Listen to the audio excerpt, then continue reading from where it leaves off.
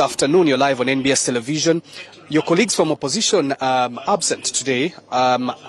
There's no expectations that they will actually fill up these seats in the next 1 hour. Why is that so? Was there any communication? Did you agree on anything? Thank you very much. My name is Atano Kia Moses, Member of Parliament representing the people of Soroti East Division in Soroti City. I traveled from the constituency. We received invitations to attend this parliamentary sitting to receive the State of the Nation address.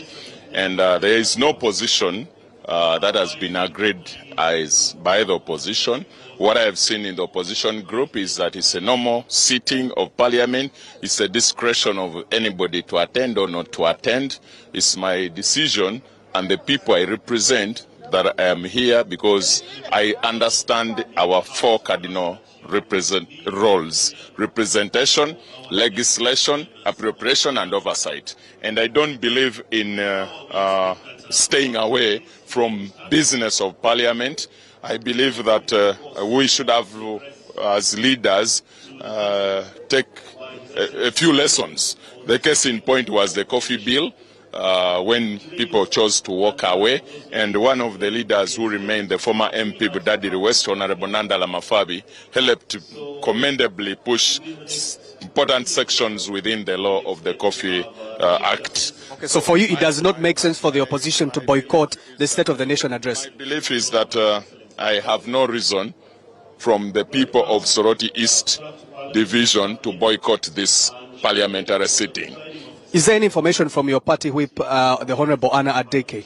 I have no information from my party whip, neither from my party as the Forum for Democratic Change. I received this invitation, a member of parliament, to attend a parliamentary sitting on the 4th of June, and I'm here to attend, and that's what I will do. Thank you so much for speaking to us. Let me just engage one more member of Parliament here, Dr. Patrick Wakida, to explain maybe his expectations. He's a member of the NRM representing Kabwedi County, and many of the members of the NRM are real focused on implementing the ideas that have been well laid out in the NRM plan. Honorable Patrick Wakida joins us this afternoon from Kabwedi County. Many thanks for joining us. You're live on NBS TV. Many members of the opposition have boycotted the State of the Nation address. You as NRM looking forward to implementing what is in the manifesto of your party. What are your expectations today? Well, NRM has got a manifesto which has got a foundation on which they want to build on. The ATMs, the four main sectors that we are going to be focusing on: industrialization, agro-industrialization, manufacturing, tourism, and science and technology. And then poverty as a fundamental issue. We did a roundup of news just looking at some of the pledges that have been done in the last 5 years on the State of the Nation address. The people in Acholi, in Lango, they say these promises come year in, year out, that they remain the same. Nothing really fundamentally changes. Should they have hope in today's address? If you look at the theme for this year, it is saying a leap to a qualitative change. Qualitative means that you have already achieved the quantity. If you go to each of these districts, you'll find roads are being made. You'll find health centers are being made. You are going to find UPE, primary schools in place. What is missing is to make those infrastructure work for the people. If you look at the poverty indices, it is true, not so much poverty has been reduced. But you see, poverty is deep in our society. You do not expect it to change within the next 3 or 2 years.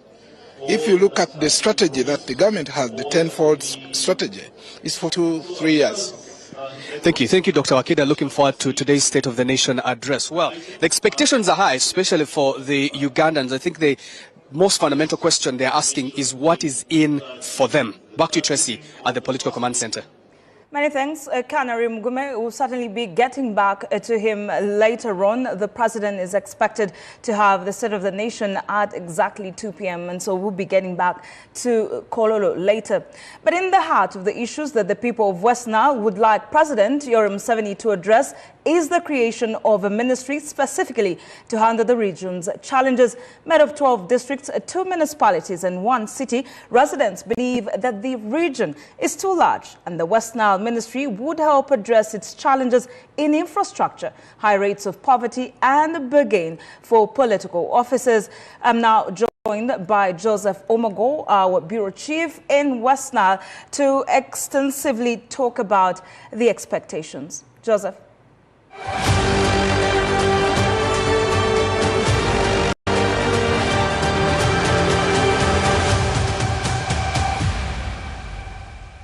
As Ugandans are prepared to listen to the head of the country deliver his annual State of the Nation address, the people of West Nile are hopeful that finally the West Nile Ministry will be created in order to handle the region's diverse challenges. West Nile of 13 local governments will have a regional status of its own. That we request from the president when he last addressed at the university, and he promised that he will grant us that status. A sub-region of 15 local governments, including Arua City, Nebi, and Koboko municipalities, and 12 districts. West Nile has for long been rated as the second poorest region in Uganda, and this concerns its people. Anything which government is going to do for West Nile, minus recognizing us as a separate region to give us our own ministry, will be tending towards a raw deal. We first of all thank him so much for establishing a skilling hub in Zombo. But looking at West Nile as a region, West Nile is big. So you find with the skilling hub in Zombo, it is hard for people from Arua, from Koboko, Yumbe, and Jumani and other parts to go and get these free skills. Besides the high levels of poverty, also on the priority list for West Nile is the poor infrastructure in the region, the need for industries to utilize the abundant electricity and employ the idle youth.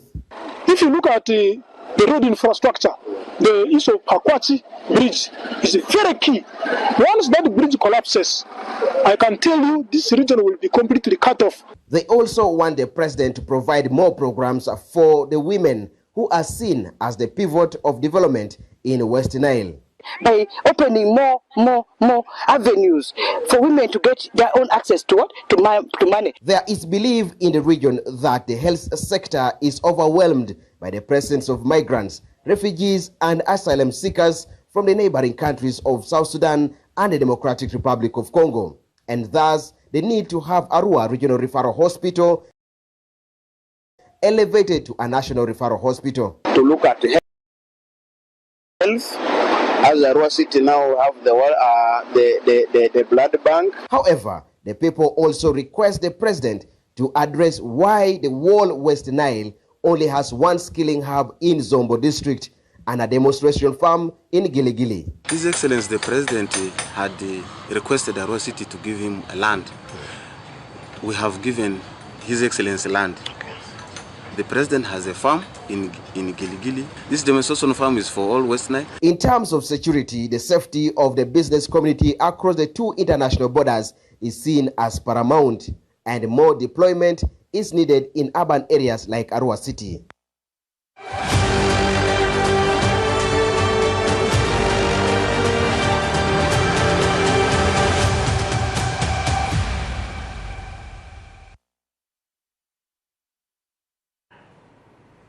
You are watching the State of the Nation address special broadcast. That is what we're paying attention to. Leaders and residents in the Kigezi sub-region want the upcoming State of the Nation address to tackle poor road infrastructure, health sector challenges, delayed payments to tea nursery bed operators, and high poverty rates.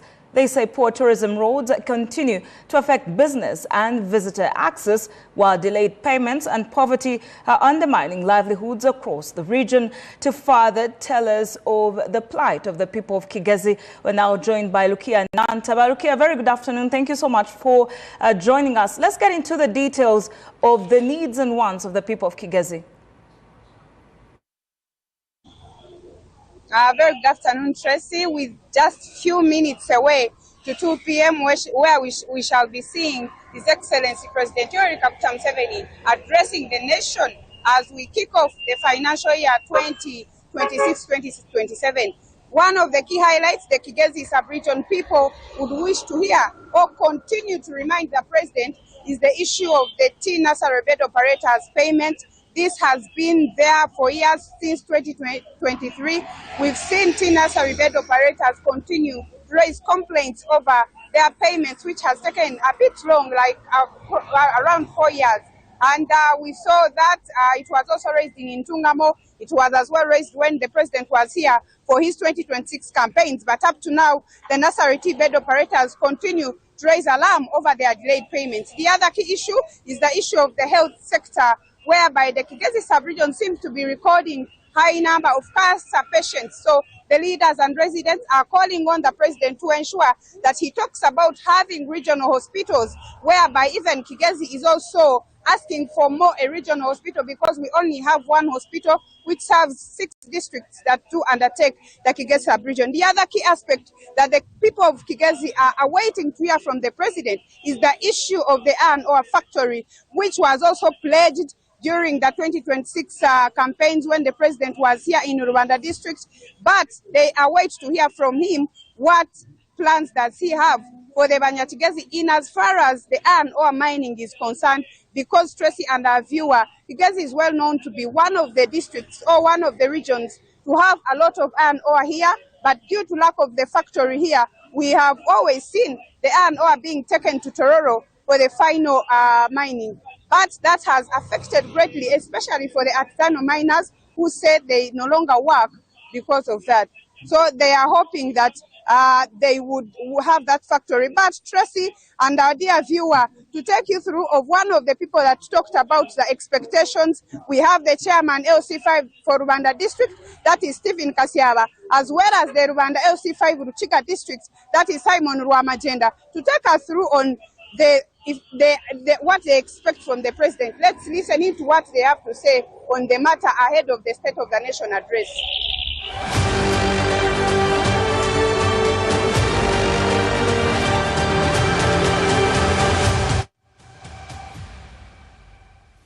In our referral hospitals that we have and regional hospitals. As a region, when I was reading, I noticed that we have a lot of cancer patients in Kigezi region, and we are yet to make research why we are having a lot of the cancer patients from our region. So we would love him to also talk about the health sector by building more hospitals and empowering our doctors, our scientists, to see that every health center, 3 health center, 4, at least it should have a doctor. Is the money for the roads.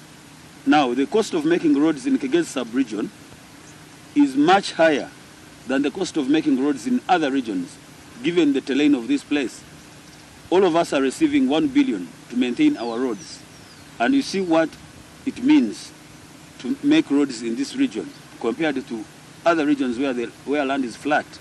Then the third one is the emergency money, the money that remains at the center. Disaster is at local government, but the money is at Prime Minister's office. You see, those of us who are in these hill areas, we are in the same situation like Ibududa. When people are washed away, to respond to these people is becoming a problem. We are failing to get response from the Prime Minister's office to support our people whose houses are washed away, whose land is washed away, whose gardens are washed away. Actually, even some of them lose lives. So then the last one is the poverty. While we appreciate the money the president is bringing to the people, that's PDM, UWEB, youth, PWD money, but I think that this money should be increased. Because when you move around, when you are doing a monitoring, you see that there is something that is being done.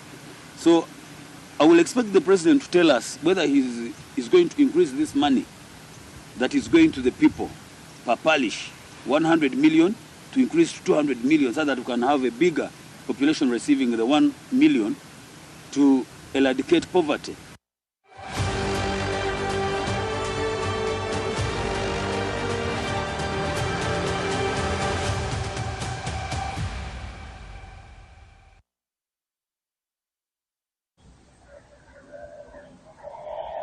Tracy, you've heard from the leaders. Those were the LC5 chairperson from Rubanda and Ruchika district. We are waiting to hear from the president as well. We shall following the proceedings on our NBS television live. They will be aired live as we listen in. And our dear viewer, we promise that we shall be back here to give you the details to see whether you expected has been addressed by the president. That is at exactly 2 p.m. Let me get back to you at the Political Command Center, Tracy.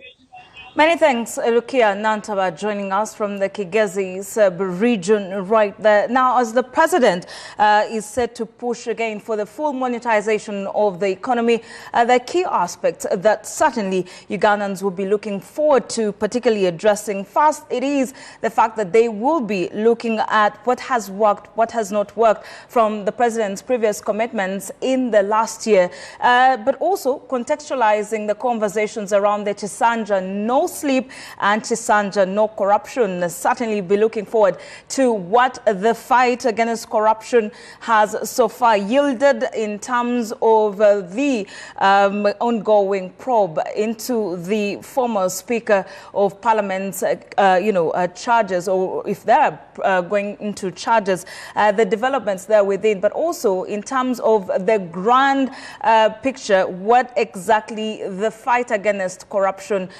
continues to look like. That will be on many Ugandans' minds, especially because you're looking at about 10 trillion shillings being lost in the corruption that is continuing to be an impediment, or at least a bottleneck of some sort. We want to also check in with the people of West Nile.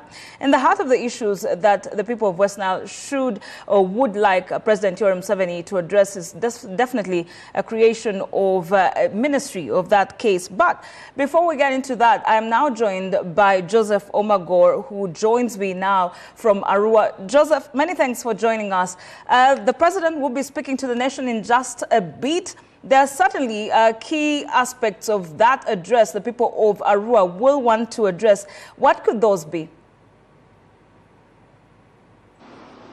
Thank you very much. Thank you for having me too, Tracy. And let's start by having the facts correct. 81% of the people here in West Nile voted for the NRM government. And that is why I think some of the things that I'm going to tell you from West Nile here are very prominent. One is that this region is in need of a ministry that is in charge of its affairs. Just like it is in Teso, just like it is in Karamoja, Luero, they want a ministry specifically for West Nile, because the poverty rates here, as it is well recorded, are very high, and it is noted as it is the second poorest region in the country, and these people want this fixed using a ministry that is specifically for West Nile.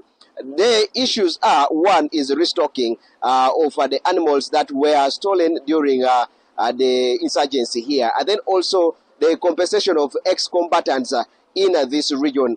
Then we have the issue of infrastructures, which is a common one in the city, in Arua, in the municipalities of Nebi, Koboko, in the different access places, and also in the border points like Vura, Lia, and Odramachaku. All these people, all of the people of West Nile want is to see that the infrastructure is fixed. Now, with the coming of the .com era, of course, we have got a new threat, security threats, and of course, the issue of cyber security is also coming in now.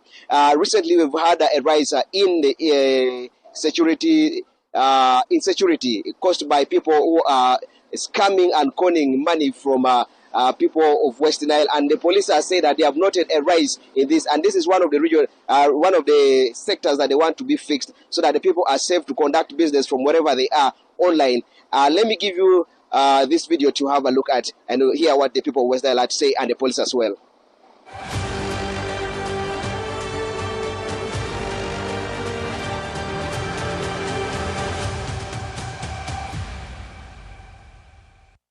Indeed, as police from West Nile region, we have registered so many complaints of people being scammed online. So many fake accounts have been created by cyber criminals to con people.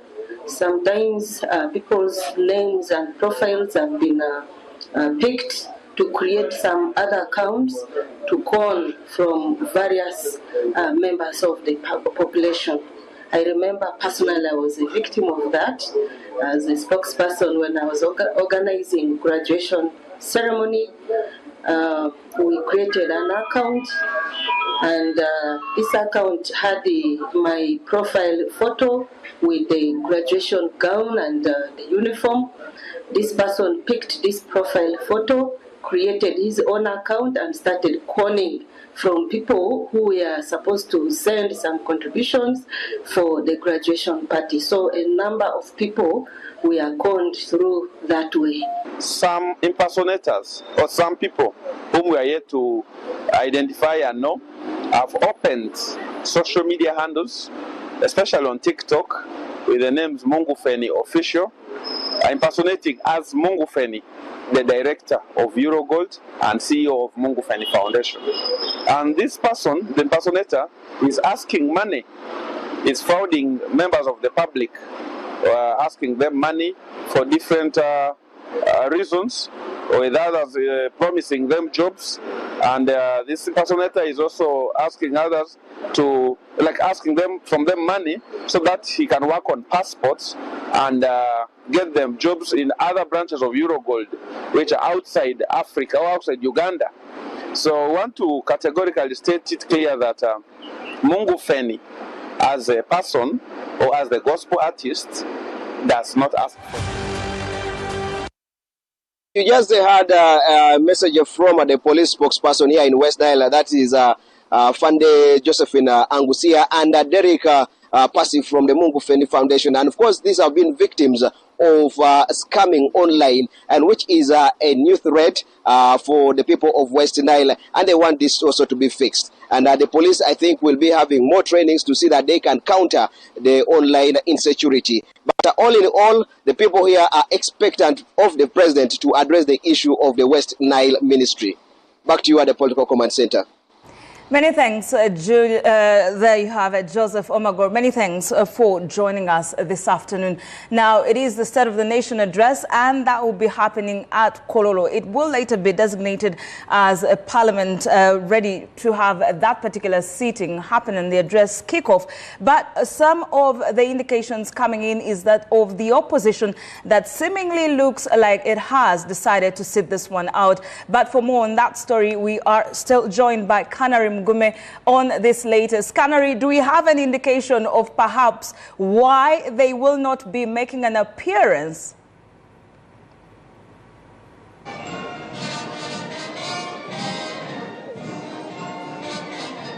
Tracy, thanks. Well, I thought anything had changed. In just a couple of minutes, I had not looked behind, but looks like nothing has changed. And now we see the arrival of the Vice President, Jessica Alupo here, was just made her way to her seat, indicating that in a couple of minutes from now, we'll see the arrival of the Speaker, the Deputy Speaker, and then later on the President. We're yet to understand the reasons from the opposition on why they have decided not to attend this particular sitting. But it's been the norm that the opposition, led by the National Unity Platform for the previous State of the Nation address, they had boycotted and said that they have nothing to listen to. But on this conversation, I am joined by Honorable Grace Ngabiranakfeza, who is the State Minister for Defense and Veteran Affairs. Honorable, many thanks for joining us this afternoon. What are your expectations today? What are the people of Kisoro expecting to hear from the President today? They are expecting to hear what the President will tell us on where we are going, what we should expect to happen in the 5 years to come, especially when it comes to socio-economic empowerment of the people, poverty eradication, Uganda becoming going to a middle-income status. Thank you. There's concern about the spending in your docket, the defense docket. There's a lot of spending that is classified, and yet people down in the villages, in the rural communities, they do not have jobs. They are struggling with putting food on the table. How are you going to balance this docket spending vis-a-vis what people on ground feel like they need? Yes. Yeah, I believe by the time they are spending whatever they are spending, it is out of need. Some expenditures are not anticipated. Like, for example, if a war broke up in a neighboring country, there are things that a country would have to put in place before anybody knows what to do. So some expenditures are not expenditures that you just spend on nothing. They spend on the needs that would prevent and protect the country. So our people who are there, out there, they should expect that the government is just not a small thing like a family would, but it's a bigger thing than we expect. So in fighting poverty, we also have to ensure there is stability, there is peace, there is order. This is your second term representing the people of Kisoro as woman member of parliament. My question to you is, what are the most pressing needs of the people of Kisoro that they hope will be addressed by the president today? Yeah, of course, the people of Kisoro have time and again reminded the president that we need tourism roads, and we know there's a lot of expectation from this upcoming 5 years, because we have for many years waited for the roads to be made, and we have lots of tourism that happens in that place. So we expect that the tourism roads are at least made so that there's more income coming to the country. We also expect that schools, we have a need of schools in Kisoro. They are hard to reach areas. As you know, Kisoro is a mountainous area, and there are many places that need more schools so that students do not have to travel a long distance to access education. Also, gender empowerment in terms of looking for what the pressing needs of the women are, empowering them with skills that can sustain them and their families will also be another big focus. Again, also protection of children, the girl child who drop out of school, those who go into, we want to give them skills that can help them sustain themselves and their families at the same time, and do a lot of prevention. Of course, also we still have a long way to implement the putting power in different places. Hard-to-reach areas are much in need of power. Even myself, where I live, I do not have power. It is there, but we need to spread it in the different areas so that development is harnessed. Thank you very much, Honorable. That is Honorable Grace Ngabirano-Akfeza, the woman member of parliament for Kisoro, and also State Minister for Defense and Veteran Affairs, saying the people of Kisoro that she does represent, there are needs about extension of hydroelectric power, extension of roads for tourism and many other things. But for real, if you're to look at it, it's very difficult to put the needs of 50 million Ugandans into a single speech of the State of the Nation address. However, the public expects the basic minimum on social services, to be able to go to the hospital and find medicine, to be able to move on roads that have been worked on, but also most importantly for their children to be able to go to school and at the end of the day be able to earn an income. That's a conversation that is happening here in the corridors of Parliament that has been decided that it will be sitting here at Koro Ceremonial Grounds. But more to that, poverty eradication has been on. The President has pledged over time that there's going to be more money injected into the poverty eradication programs, and also in the parish development model. Money at the parish will also be increased. That's a pledge from the President. But for those in the energy sector, say oil and gas, this is the oil year. In August, expecting the first oil. How will the oil revenues be able to benefit the communities? But also, most importantly, agriculture. Now, speaking about agriculture, someone who has been very passionate about it and will be coordinating that sector and many other sectors on the local government, who has been just appointed as State Minister for Local Government, Honorable Justin Namere, also woman member of Parliament for Masaka City. Many thanks for joining us this afternoon. Canary, thank you for having me. You're live on NBS Television. What are the most pressing needs of the people from Masaka that you hope the President will address this afternoon in the State of the Nation address? Thank you very much. In Masaka City, arable land has become very, very small. We used to be the agricultural region, and with time, as they cut off the other districts, all the way to the Masaka local government that was recently cut off about 15 years ago, what we are left with as a city is very, very minimal arable land. Then we have a lot of influx from people that have been chased off the lake via illegal fishing rules. Then we have those that have been chased from Kampala due to trade orders. Then those that have been chased from the wetlands. Everyone is running to the nearest city, which is Masaka City. So we have a problem with arable land. What does that mean? We need to go vertical. We also need to go mechanical, mechanized agriculture. So I am very happy that the president promised us while I was in Chankwanzi that we are going to have the mechanization center for the different machines that we require as Masaka City in mechanized agriculture. We're going to have the center of that entire zone in Masaka City. He also promised that because we don't have enough arable land to do the coffee farming, because on average at least you need an acre or 2 or 4. The typical Muna Masaka no longer has that land. So for us, we're going to go back to square one, to the seedlings.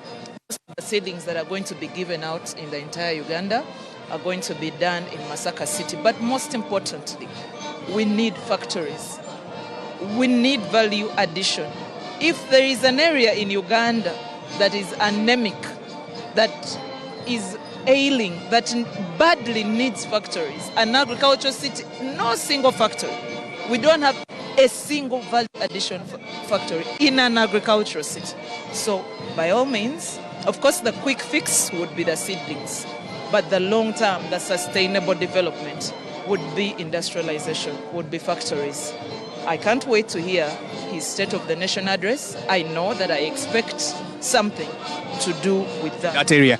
Let's speak about your docket, local government, many pressing needs. The president has consistently talked about corruption, especially in giving out of jobs, but also officers serve at local government for years without being promoted or changed. What are the most pressing needs in this last couple of days you've interacted with officials from the local government that you've found that you hope the president will address as you coordinate that docket? Supervisory. There's people in local government that feel like they are bigger than any audit, they are bigger than any authority, they are bigger than any supervisory body, and that's wrong. We cannot have a local government with no supervision. When you ask the people in Maif, Ministry of Agriculture, that the government is giving out parish model, but your extension workers are not on ground to help the beneficiaries realize the benefits of that money. They tell you everybody feels bigger than everyone.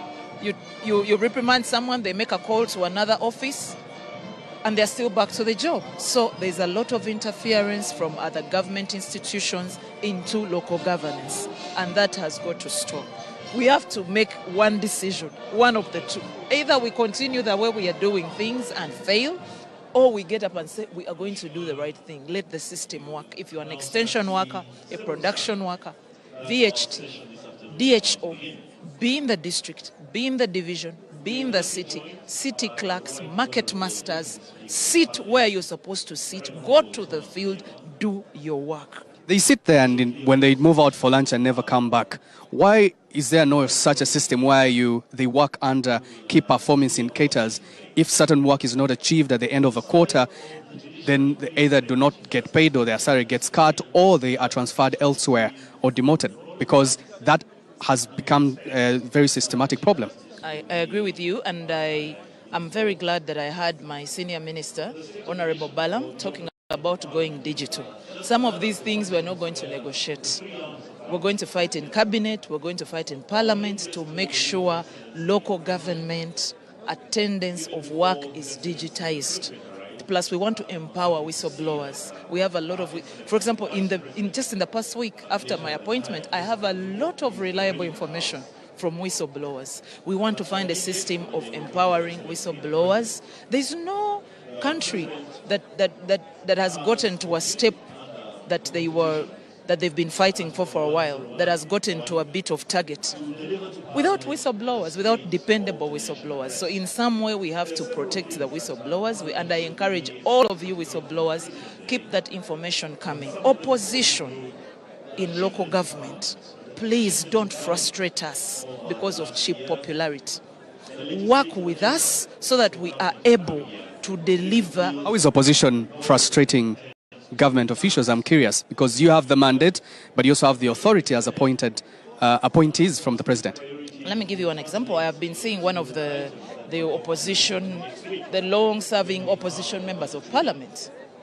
She has been all over the place doing interview after interview, trying to demean Honorable Balam, trying to demean me, saying this work that you think you're going to do is not your job, it's supposed to be the IGP's job. I request her to call herself to order. And who is that? The Canary. You know, you've been seeing her all over the place. So I just requested, and I saw Honorable Balam calling her out, Namboze, and a number of people. I've been seeing them calling out the Honorable Namboze. I request her and people like her to let us do our job. The report I'm getting from Ministry of Local Government is that every time they have been trying to make attempts to change the cow of Mukono district, she's the same Namboze who has been running to them to tell them the cow must stay. So in local government, let us get rid of my cow, my RDCs. Stop owning civil servants. If somebody has to be changed, has to be transferred, let them go. So I think that's the panic that's going on around her, and she thinks if she pulls the belittling card, we shall somehow barge in and barge into our pressure to keep that cow there. No, he's going to change. He's going to be changed. He's been in Mukono for 9 years. Every time that there's been an attempt to transfer him, the same numbers he has been running to the Minister of Local Government, the former minister, begging that he should stay. That is absolutely wrong.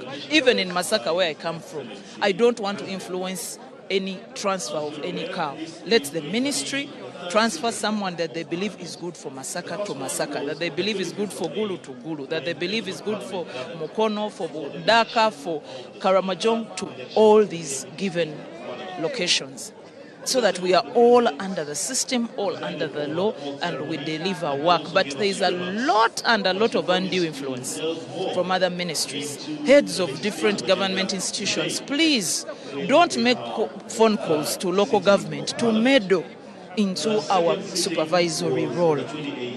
When we say somebody has been grabbing government land, stealing from parish model beneficiaries, don't call and say that that one is good at singing NRM songs. No, let us supervise everybody. We shall see the politics when we are back to the political season. Now it's time for Chisanja. Hakuna sleep, and no corruption. Honorable Namere, many thanks for speaking to us this afternoon. Thank you so much. I'll bring you back here after 2.5 years to see how that is going, if those targets have actually been achieved. Here, and I'll give you good news, inshallah. We'll see how that goes. This is State of the Nation and address, and still looking at some of the expectations from the different members of Parliament. From the NRM, they are hopeful that parish development model can be a game changer. Honorable, many thanks for joining us this afternoon. Parish development model as a game changer, injecting all this money into this poverty alleviation program and wealth creation program. How is it working in your community?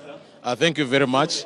My name is Honorable Manya Koen Champene, Member of Parliament, Igara West Constituency in Ushenyi District. I think PDM is a game changer because we have seen success stories of people telling us that they never earned money, they never used to earn money, but now they are earning. It is also a game changer because the government is giving money to people to start up their businesses. In my area, and I'll give this as an example, in my area, most people are taking this money for purposes now of having an alternative to business, to income generating positions, because one, we had been having issues with the tea. So what is happening right now is that people now, there is a paradigm shift between the tea and other sectors. But when you look at the challenges that will happen even in the PDM, we had a lot of corruption scandals, but now with the president saying that no more corruption, bringing us new MPs, bringing us new ministers, we will be able to transform our country. And when you look at the agenda that the government has, or the president, it is that we have to make it happen. Because this is, the president has termed it as team no sleep, hakuna mchezo, kazi endere, all those. And that's why we are saying that what we need to do as members of Parliament, we need to create policies around safeguarding the PDM, around the government, around the policies. And today, we want to see in the president's speech that how do we then now go further? Because at the end of the day, there is PDM, but there are other services. For example, the roads, the road network. When you look at the other sectors, health sector, how do we, because at the end of the day, there are many policies. Legislative policy, how will it be done under the parliament? Then implementation policy, money into the economy.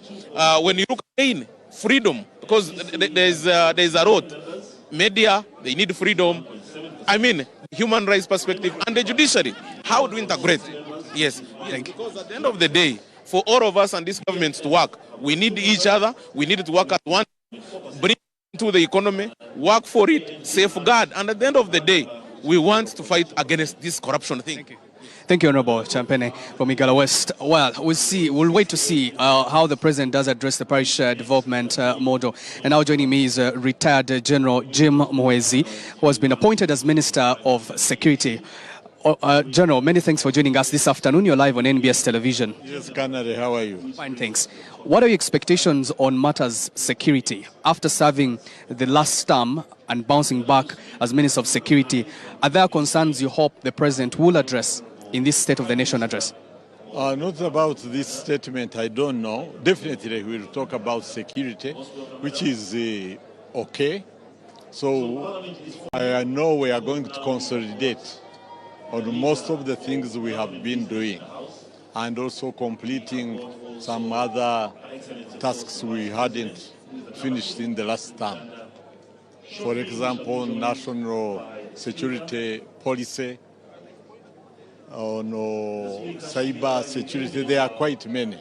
But otherwise, we are going to consolidate on making sure that we eradicate the impact of terrorism, of ADF or Al-Shabaab or ISSI, as it were, which we are doing now in the DRC, Congo, in Somalia, and so on, after we had wiped it out in the country. I see many concerns from the members of the public that many officials from different security departments and agencies are involved in issues of land grabbing, illegal fishing, and all that. How can that be addressed? You know, security officials being used to do criminal activities. We cannot say that there will never be any crime committed. But the difference between our government and the previous governments is that if any security officer commits any offense, decisive action is taken against him or her. Unlike in the past, where security officers would commit a crime and they transfer them. For us, we arrest them and they face the full force of the law. That's the difference, and we shall continue to do that to make sure that our security officers are disciplined and they protect the people and their property without. And lastly, the concerns from South Sudan and then Democratic Republic of Congo. Looks like all our borders, there's always threats and danger.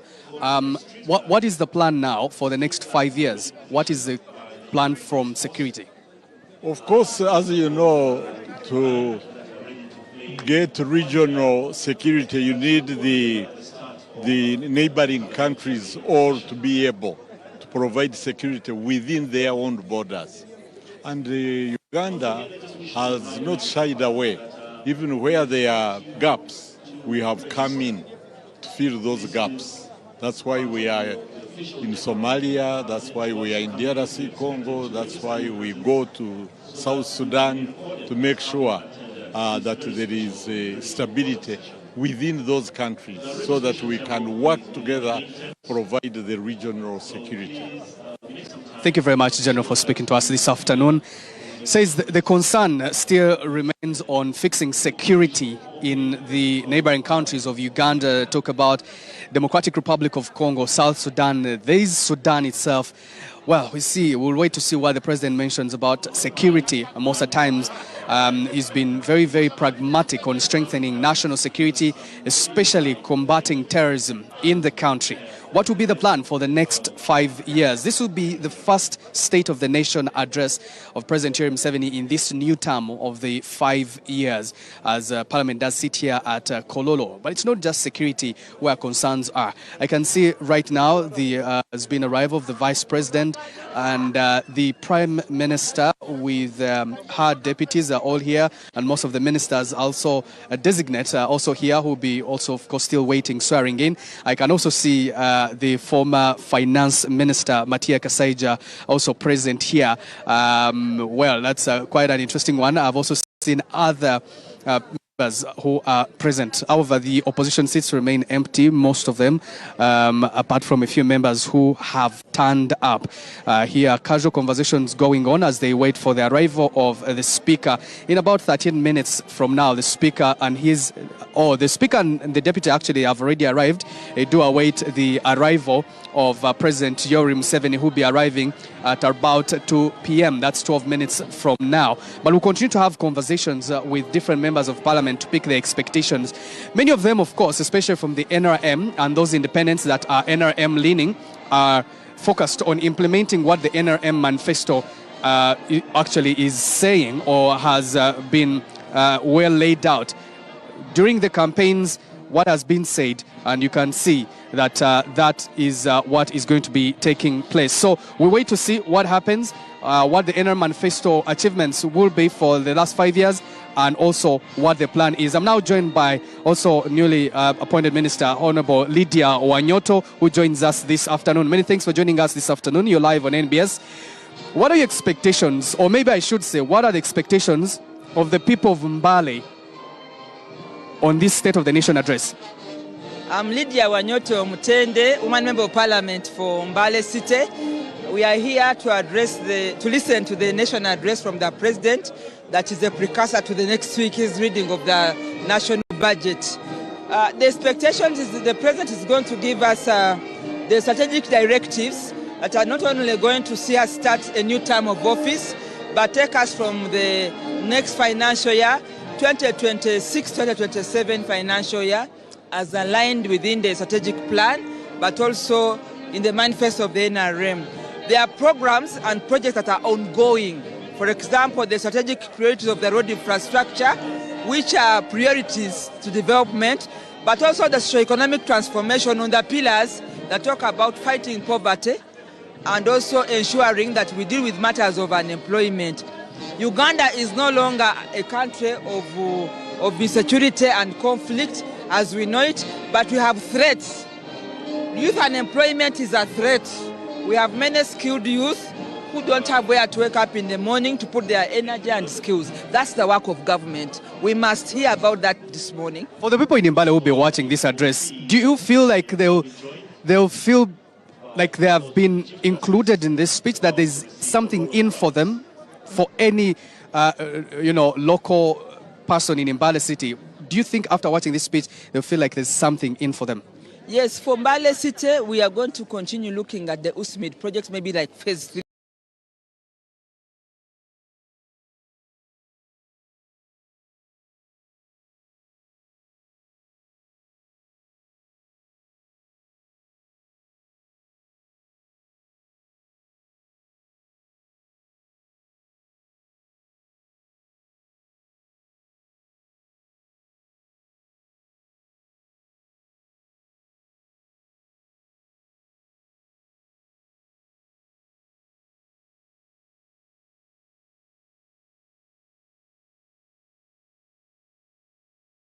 Two points as you begin this new office. What we've been picking in the issues of ours is we are social doctors, ours solve problems. The challenges of the public service is the payroll. We must internalize the payroll, digitize it to deal with anything or any speculation about ghost workers. They shouldn't be on the payroll. We should digitize the payroll. There are many jobs that have not been either filled or people are acting capacity. My work to is to ensure that whoever is in active capacity beyond the 6 months must be confirmed, or if they are not competent, we redirect that decision, but also fill up all the gaps in public service that have not been. Many ministries and agencies have less capacities in terms of full-time workers. Then we'll deal with the issues of efficiency and effectiveness. Speaking about the 10-fold growth that where I'm coming from the National Planning Authority, we're talking about 500 billion US dollars growth within the next 10 years. It will not work if the people are not working, if Ugandans are not involved. So mine is to ensure that from the center of things, the participation and inclusivity is about the people. The people are in public service, and our work is to drive policy and to ensure that whatever you're talking about is driven by Ugandans who are in service. The issue of jobs distribution in public service, many heads of ministries, agencies and departments of government, they are like kingmakers in those particular agencies of government. They are the ones that distribute the jobs. How is public service going to solve this problem?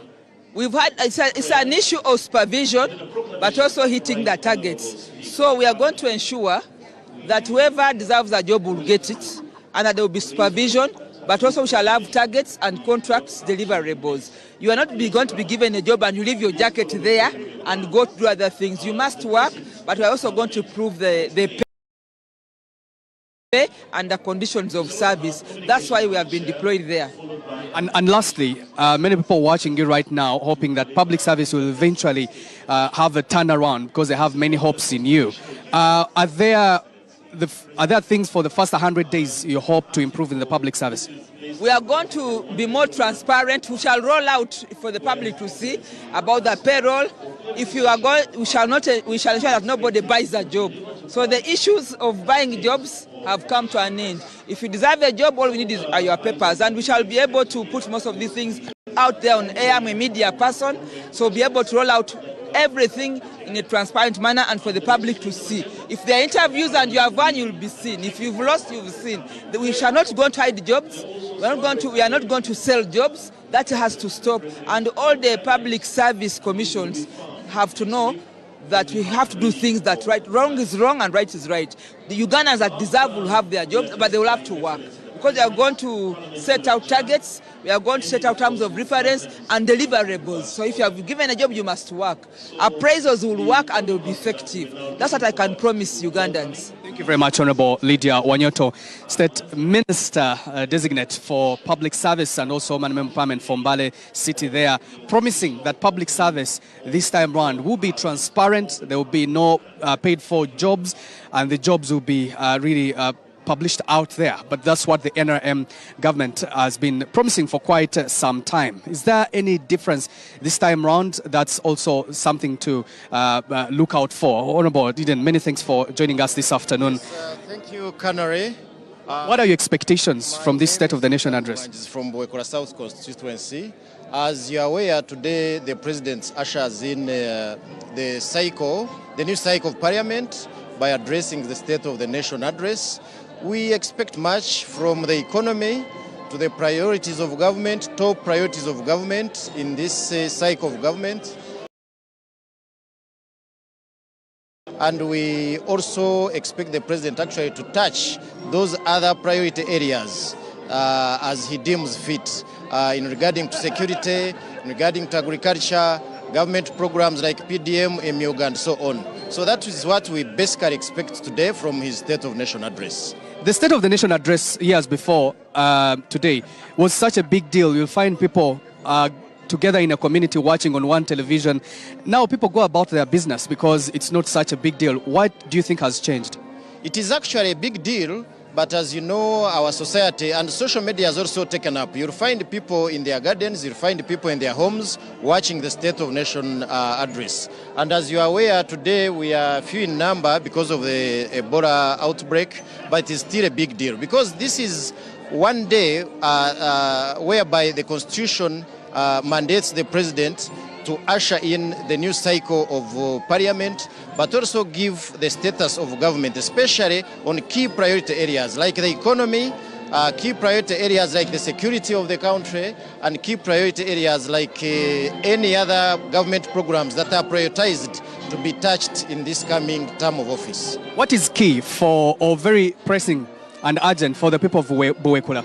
Yes, Buwekula South, like any other country, what is most key is their lives. What is most key is their household incomes. And we expect the president actually talk about the economy of Uganda today.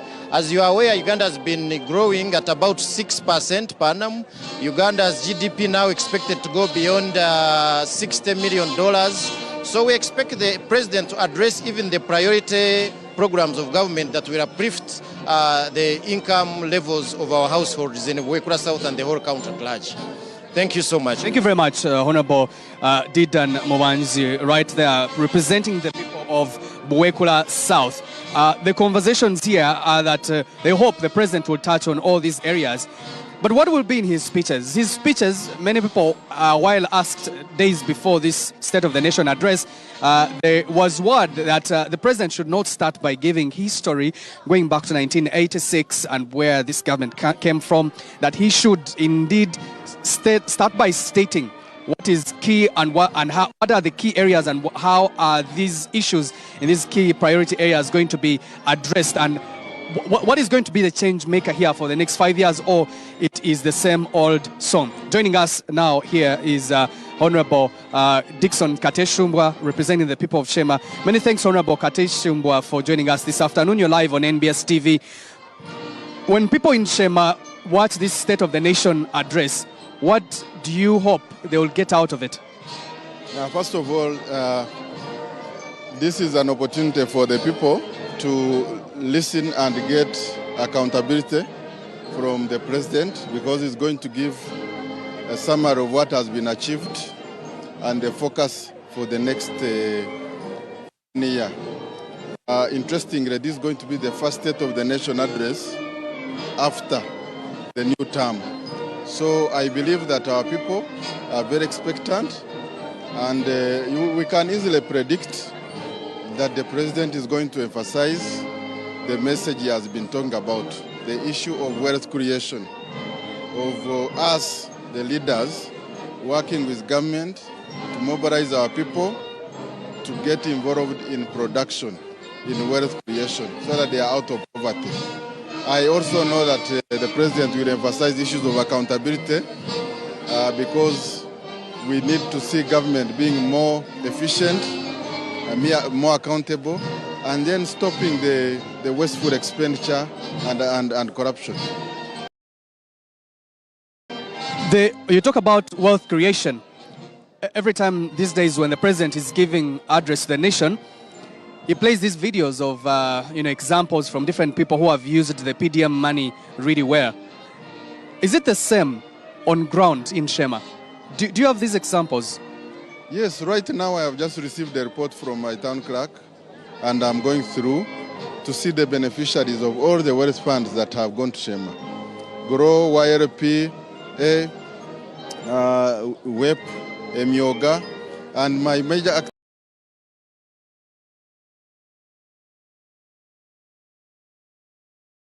is to try and see now what has been the impact on the ground. Because these stories are very important. They motivate others. And this is about per capita income. The more and more people who can get into production and get money into their pockets, that is how we are going to expand our GDP and increase revenue, and then government can do services. We need to get the 39% people who are still in the subsistence economy into the money economy, so that we can expand the GDP of this country. And lastly, on corruption, with a few things that have happened the last couple of weeks, do you have hope that this time around things are going to be different, or it's going to be the same old song?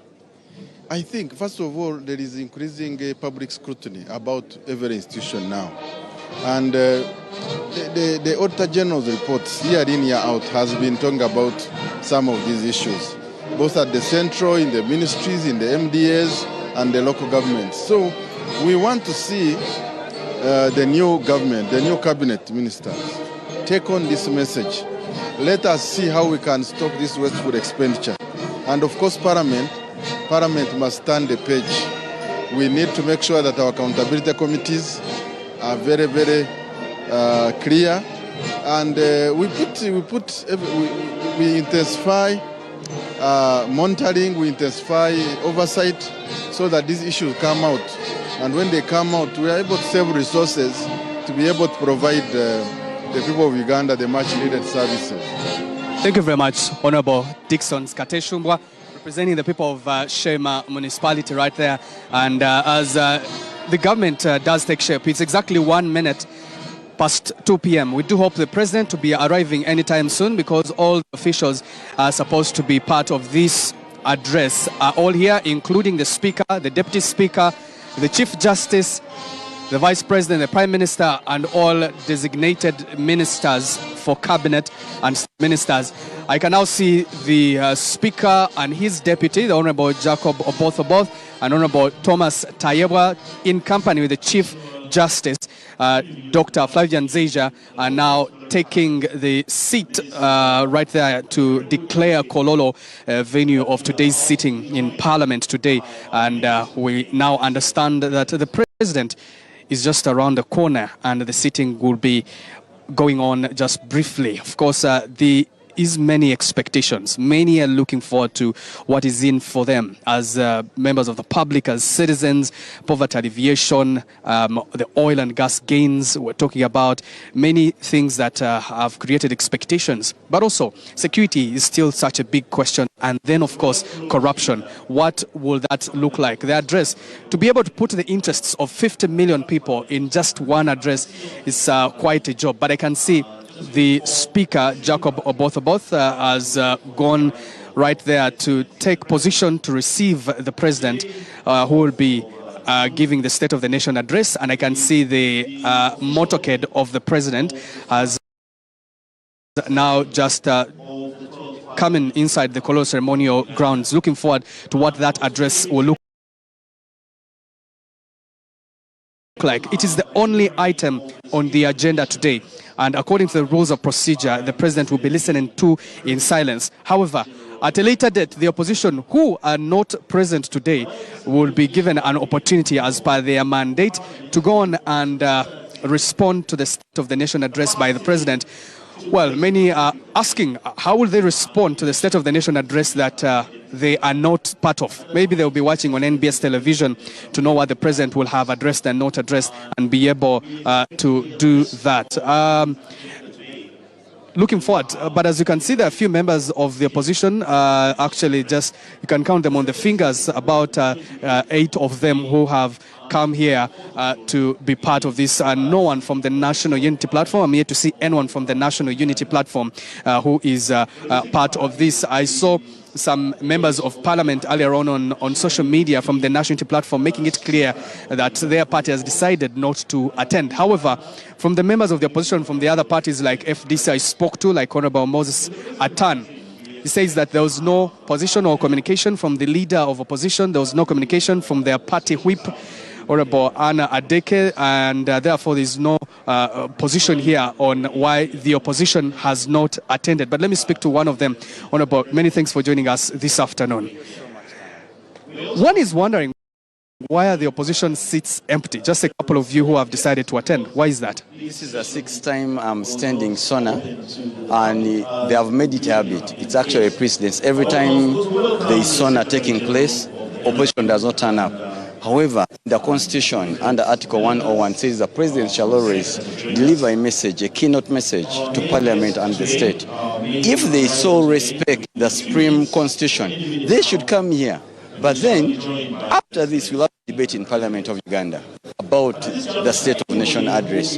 They will debate. Now, it beats my understanding under what angle they're on. You want to rebuttal, come to the field where the food is being cooked, have it, and then go back and rebuttal to it. In the event they're not there, how are they going to respond to an address they have not attended?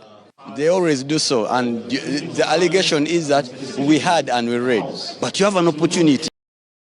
There is an allowance being paid for. You fought to be in Parliament so that you can hear the President speak. You do not want to come. It's something that baffles my mind. You want to serve your country, you want to serve your people, come and then battle at the battlefield. You skip the battlefield and then you come afterwards It is not patriotic at all. Do you think that boycotting the State of the Nation address, they score any points? They don't talk of boycotting. Eventually they will say they attended. I've heard of precedents where they say they attended virtually. Because if they were to boycott, they would put it in writing. They have never put any writing that we are not going to attend. They are just missing in action. That's what I would call them. Should they want to boycott, they would put it in writing. Apparently, some opposition members of parliament are in the attendance. I've seen some FDC members and UPC members. It's just a sect of members of parliament from a particular party that have not come. But that doesn't stop the State of the Nation from going on. We'll receive it and we'll rebuttal with them on the floor of parliament when they do come to respond to that. And indeed they will. How do you look at that? Is it disrespect? Is it not following what their mandate is? How do you look at it as an individual? I believe there's a time we should put Uganda first. And what they are actually doing is being partisan. In Parliament of Uganda, we believe in the country and the people of Uganda. Yeah, we come from different parties, but at the end of the day, we look at the welfare of the opposition and both the ones in the ruling party. They are not coming speaks volume to their notion and understanding of the Constitution. This is a constitutional mandate, Article 101, the same Constitution they pay respect to. Unless they are telling us that the Constitution they are serving and worshipping is a different one from the one we are worshipping, which is contrary to what we see them do after this particular issue. They want to show disrespect. I wouldn't call it disrespect. I would call it, I think it's an intellectual ideology that they have to correct within themselves. 6 years, they don't come and nothing has changed. What would they give? What statement do they give that they've achieved by not attending? Yet they always rebut on the floor of parliament when they put a debate. Thank you. Thank you very much, Honorable. Right now we can see the arrival of President Yoweri Museveni here at Kololo Ceremonial Grounds. He will be going through the guard mounted by the Uganda Police Force and be received by the Speaker of Parliament, Jacob Oboth, and also the Chief Justice, Dr. Flavian Nzeija, who will then be able to usher him to his seat, and then Parliament shall resume. There's only one item on the order paper today, which is the State of the Nation address, where the President will be listened to in silence. After receiving the President, who has just arrived here at Kololo Ceremonial Grounds, will then await to see what that speech will look like. The previous speeches have been, I could say, in tandem with the budget, which of course will also be read about a week from now, around 9th or 11th of June, and we wait to see what is in the budget. However, from the deliberations, a lot of money has been put in, of course, the infrastructure development and, of course, energy, but also most importantly, wealth creation programs. We wait to see how that will be able to transform. Is it possible that that leap of a $50 billion to a $500 billion economy to a second middle class status country will happen for Uganda? What are the drivers, and what about corruption? How will it be fought? Is the NRM government serious this time round, or it's the same old song? Those are conversations that continue to dominate. And what about national security? Members of the different forces also with their mandate on what they're supposed to do, doing it as according to what they're supposed to and what the Constitution says. That is a conversation also dominating headlines. And I can tell you for sure, there's just a couple of members of the opposition, and now the arrival of President Yoweri Museveni right there, who will be ushered into his seat, and Parliament shall resume. This is just a couple of minutes after 2 p.m. Majority of the members of Parliament have turned up here, and I see this is the second or third. This is a third sitting actually of Parliament here that I see, and Anita Mongo also is visibly absent. Again here at Kololo Ceremonial Grounds, but the other members I see, especially those who have been designated as ministers, do attend, including visibly the former Minister for Finance, Matia Kasaija, who I've seen here. Wait to see what that address will look like. We'll go by the anthems, and after the anthems, we'll wait to see how that address will be able to address some of the pressing issues and needs of Ugandans who are awaiting What is going to be the game changer? Is it the revenue from the oil and gas? Is it the revenue from the money that has been put in different wealth creation programs? And what about alleviation of poverty? The statistics from the Uganda Bureau of Statistics don't look pretty good.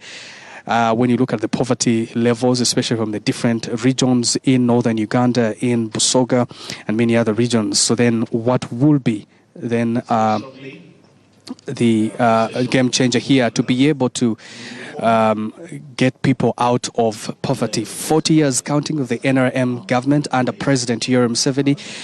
What is going to be different this time around as we count an extra 5 years of the NRM government led by President Yoweri Museveni? The anthems will be played here. The anthems here will be played, and then Parliament shall resume. What you're seeing right now is the State of the Nation address. That is, we can see the Honourable Jacob Oboth, both Speaker of Parliament, and Honourable Thomas Taibwa, besides the President. He does sign. He indeed has visited the House, and he'll be giving his speech and listen to in silence. The opposition majority, over 95%, or I could say 99.9%, have not attended. His son is done signing the visitation book here, and the deputy will now go to their seats, and the session of Parliament here will resume and begin, and then the State of the Nation. How will the opposition be able to respond to the State of the Nation address that they have not attended? Maybe they're attending virtually, maybe they'll be watching on NBS television to see what has been addressed and what has not. And now the House begins now. Let's listen in.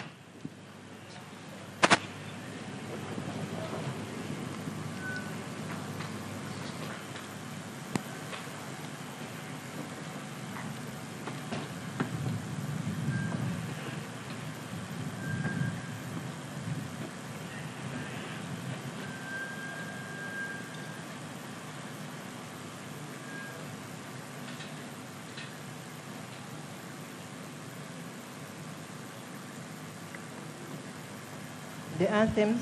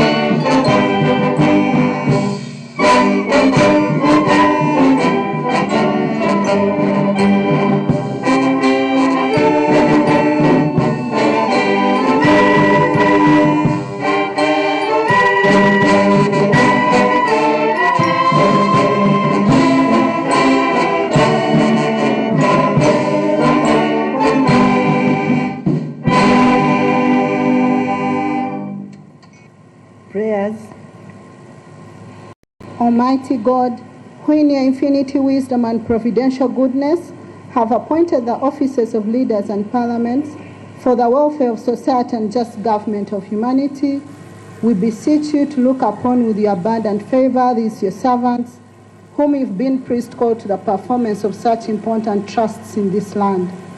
Let your blessing descend upon them here assembled, and grant that they may, as in your presence, treat and consider all matters that shall come under their deliberation in so just and faithful a manner, so as to promote your honor and glory, and to advance the good of those whose interests you've committed to their charge. Amen.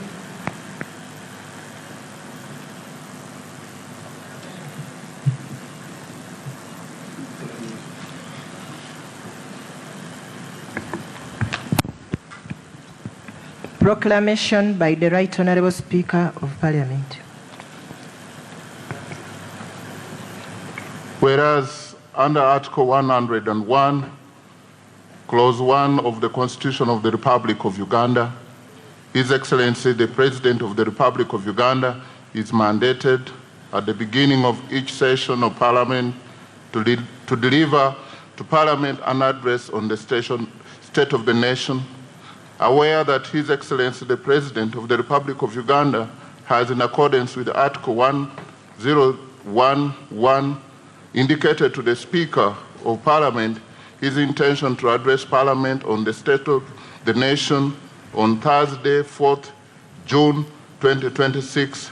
Now, therefore, in accordance with Rule 18.1 of the Rules of Procedure of Parliament, I hereby proclaim, 1, that Parliament shall sit at Kololo ceremonial grounds on Thursday, 4th June 2026 at 1400 hours to receive the address of His Excellency, the President, on the state of the nation, and 2, the Kololo ceremonial grounds to be the precincts of Parliament for the above-mentioned purpose, given under my hand at Parliament House, Kampala, this first day of June 2026. Communication from the Chair.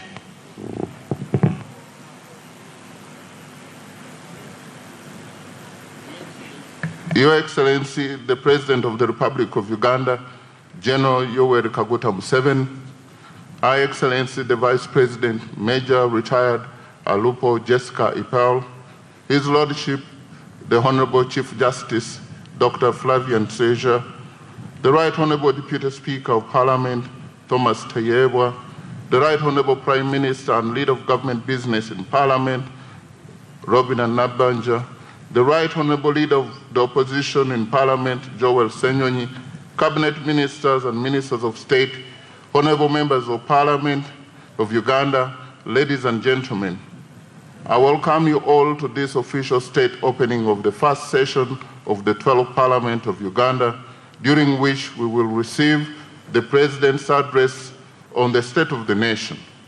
Honorable members, the State of the Nation address is a key constitutional address pursuant to Article 1011 of the 1995 Constitution, delivered by His Excellency the President to Parliament to outline the government's achievements over the past financial year, address pressing national challenges, and lay out government's legislative agenda for the upcoming session of Parliament. I take this momentous occasion to formally congratulate His Excellency the President of Uganda, General Yoweri Kaguta Museveni, upon retaining yet another mandate of the people of Uganda. In the same vein, I congratulate all of you members of the 12th Parliament upon your election. I implore you to bear in mind that an election victory is only the foundation of leadership. What follows is the hefty responsibility of governance, fulfilling campaign promises and ensuring social cohesion. Your Excellency, on behalf of the 12th Parliament and on my own behalf, we affirm our solid commitment to the realization of the government's tenfold growth strategy, our national economic blueprint designed to expand the country's GDP from roughly $50 billion to $500 billion by 2040. Honorable members, the State of the Nation address, which we eagerly await this afternoon, is particularly historic. It will be the first of 5 annual addresses of its kind by His Excellency the President. That will mark the start of each of the 5 sessions of the tenure of this Parliament. Your Excellency and honorable members, you will note that the physical attendance of this annual occasion has been restricted to only the members of Parliament, as a precautionary measure in response to the prevailing threat of the Ebola disease. Parliament recognizes and appreciates government's swift response in ensuring public health and safety whenever such situation arises.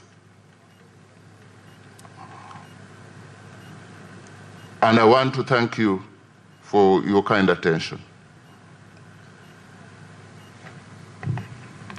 Invitation by the Right Honourable Speaker to His Excellency the President to deliver to Parliament an address on the state of the nation. Your Excellency the President, Article 1011 of the 1995 Constitution grants you the mandate to deliver to Parliament and to the nation at the beginning of each session of Parliament your address on the state of the nation. The House is greatly honored by your presence this afternoon. Honorable members, as we welcome His Excellency the President, I draw your attention to and urge you to abide by Rule 10 of the Rules of Procedure, which provides in Sub-Rule 4A that the President, while occupying the chair of state, may make a presidential statement which shall be heard in silence and not followed by any comment or question. I now take my maiden and singular honor and privilege to invite you, Your Excellency, to address the nation. Your Excellency, you are most welcome.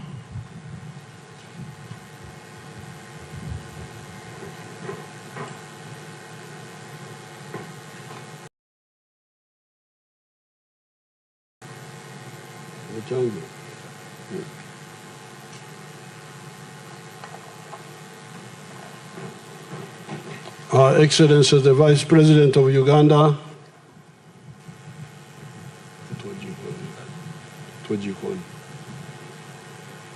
Excellency the Vice President of Uganda, the Right Honourable Speaker of Parliament, and all the other leaders and fellow Ugandans. I'm again very happy to address you on this occasion of the State of the Nation Address for the year 2026.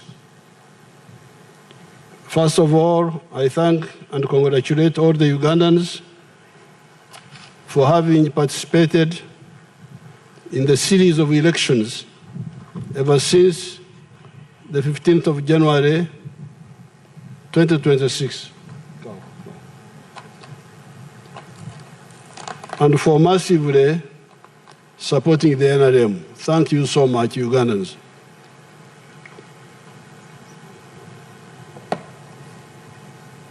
Above all, I thank God for all these victories and for the peace in the country in spite of so many evil people that have been plotting to disturb the peace. During the presidential address, during the presidential inauguration, I put forward a call of no more sleep. Some people are already distorting it as just no sleep. It is not just no sleep, it is no more sleep. And to clarify the message, I should add no more corruption, obscurzy, no more Kongora, leaning on your hole when others are digging. That's called Kongora in our language. No more kugumaza, kuzya, diverting somebody's attention from the real target to a wrong target. No more to hinder, overburden us when we work and you are just sitting down. And no more politeness to non-performers who want leadership for their own ego and personal interests. This is the Kisanja, no sleep. The story of the NRM and Uganda starts in the early 1960s. Personally, I started waking up our people in 1959 when I visited Mbara Stock Farm as a junior secondary 1 pupil at Mbara High School. Having come from the Ntungamo area that was democratically outside the money economy, and everybody was on Okora Ichida Chonka, working only for the stomach, subsistence. Combined with the school education, when we came to know about the enclosure movement in the UK, Oksiba Sengenge for agriculture, the Industrial Revolution in Europe, etc., by 1965, the sectarian politics of the political groups notwithstanding, our ideas about the socio-economic transformation had coalesced. It was clear that the small enclave economy of the British, of the 3 C's and 3 T's, was a disaster for the majority of the people. You want proof? Just look at the infant mortality rate in 1962 and the average life expectancy in 1962. There were 128 per 1,000 live births, and life expectancy was 46.8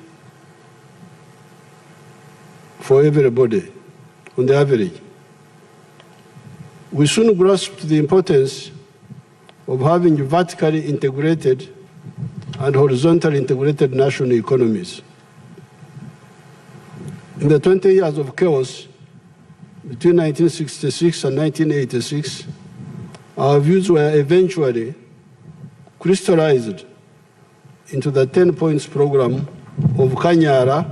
Kanyara was where we wrote this document in 1984. Point number 5 of those 10 points run as follows, in quotes: building an independent, integrated, self-sustaining national economy. However, for the people to participate in the vertical and horizontal integration of the economy of the country, they had to join the money economy first and move out of the traditional pre-capitalist economy of working for a chida chonka, working only for the stomach, just subsistence. Since my nomadic family, because my family was nomadic, since my nomadic family had migrated from Ntungamo to Nyabushozi, it was the good luck of Nyabushozi that we started our activities there.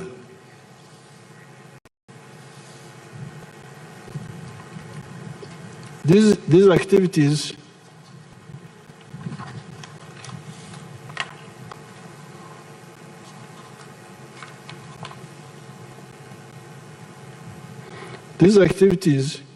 involved sensitizing the population of the cattle corridor, stop nomadism, make enclosures around their land, Sengenge, engage in commercial agriculture with the Chivaro, Chura, Aymar, cultivation for profit and maximum returns.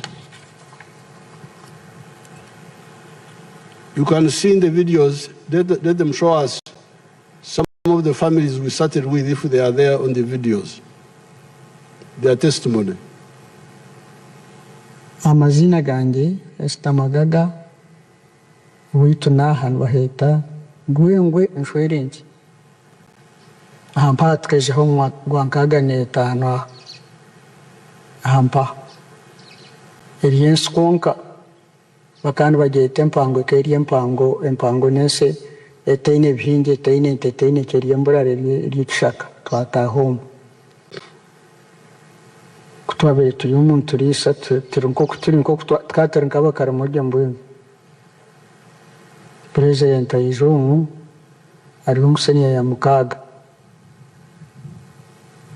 yataya yo makagaitu tukugira ngo akataragira ngo naragira akari umwana wishomero tukanto mukeza n'imyaka amuna nyinje mukeza bundi ya ninje mukeza tukanto mukeza imyaka akatsomesa ari umwana yacomesa okutura okuhinga okumbe kamashu gatakugira ngo n'amabati agagutwaye mbekere bwanyuma g'ibihome okuba batuza umunsi okurera kuzengerera okurera kutasha kutwabanda nambwini nkaitwe nkanya nkenjo yange ekeha cye kutasya kanyabhara konka yatutanga yatwegesa ibintu birungi yatwegesa okushitama yatwegesa okutura yatwegesa twaba abantu mbwini kuko abantu babaire abari kumanya bakuru ko babaire bari itwe tukatarinka bakaramoje kandi nakigamba matukatarinka bakaramoje hakaba karamoje bakabaturana bafurka nambwini nabo mpurira ngo abegesa abandi akaba leta mpani mpurira nabo nubagambe ya orime w'abantu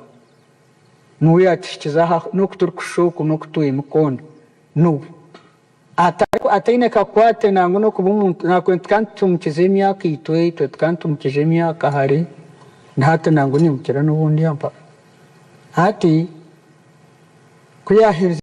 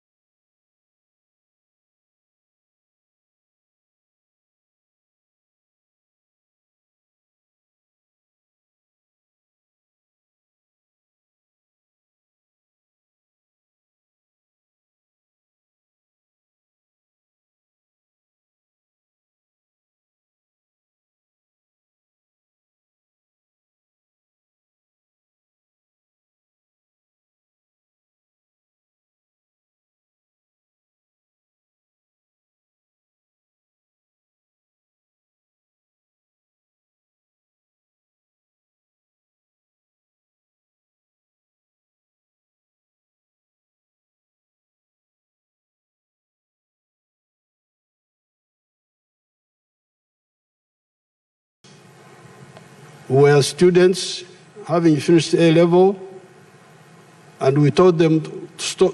She was saying that they were like the Karamojong at Katun Kabakoromuishu, nomadic. And if you read our booklets, if you are polite, if you Singamweto Wazako, if you can make yourself a bit humble to learn from smaller people like us, then you will see how we argued with those traditional people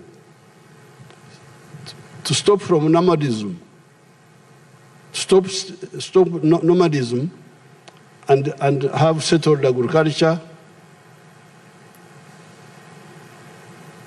grow crops, and so on. Now, she was saying that because of the insecurity, we had to go away to fight. But when we came back, 1986, we added the issue of going now, not only just being settled, but being settled and also doing commercial agriculture with the Chivaro. That's why we advised them to go into dairy farming, because dairy farming was more, for smallholders and medium people, it was better than beef ranching. Beef ranching needs more land. Now,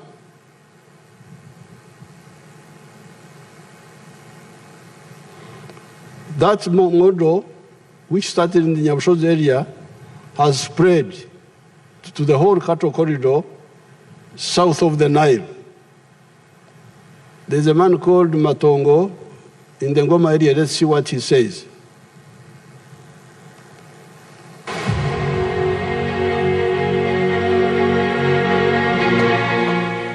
Amazina ninge George Matongo wa Ngoma Mungu tuhano gwetaka shozi nandi kutaha umurimo gwanje ndi muri isa nteze umaja kureba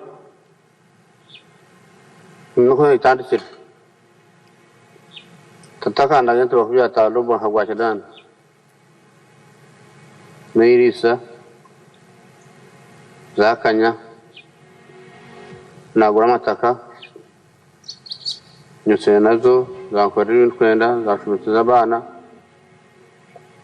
bihereze naturuho kabanza mu Nyankore naje nahindura nk'umwata ngo ncungu nuko zahanyuranye natunga atazungwe zo ndisumute. On our farm, we collect over 900 liters of milk per day, and a liter costs 800 shillings, which is approximately 21 million per month.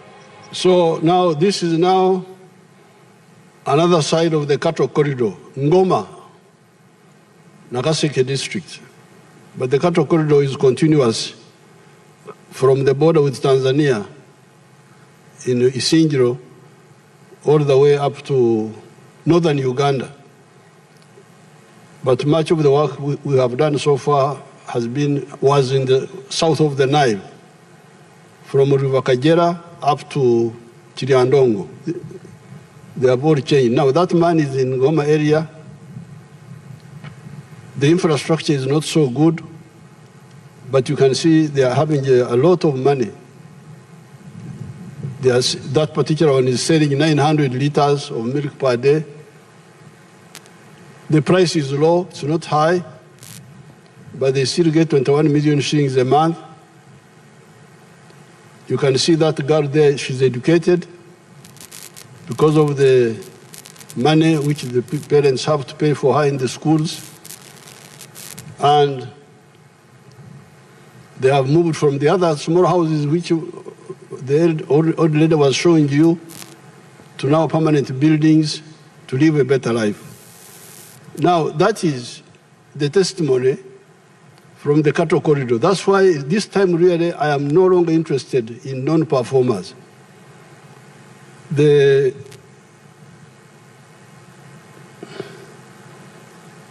1986 and 1989, we campaigned for prioritizing the enterprise of dairy farming for the small and medium farmers, while the big players could continue with the ranching for beef. By 1995, the cattle corridor had started changing. People getting income per month from the milk, building better houses, paying school fees for children in paying schools. Indeed, our late Magaga is the husband of the other lady whom you saw, and father of Lieutenant General Kavuma. Is Kavuma here? Is he here? He's a big general now. Oh, you can see how big he is. There he is. Now, their family together, the wife, the one you saw, and the husband who died. Indeed, our late comrade Magaga, the father of Kavuma, came to me and told me that he did not know what to do with the money. When they started getting money from the milk, he couldn't believe it. He came to me. I said,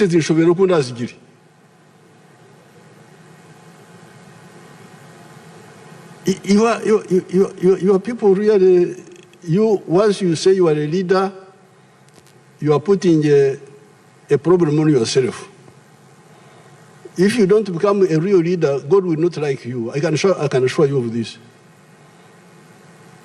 Either you lead or you stay in your home. Don't try to be a leader when you are not, when you don't care about the people. So Magaga came and said, a citizen should be recognized. Because the milk people are paid every 15 days. They are paid. And this had never happened in Magaga's life. She had never seen it. That a villager is being paid every 15 days, being paid money. Being paid every 15 days. Nka o mshahara. That's what he told me.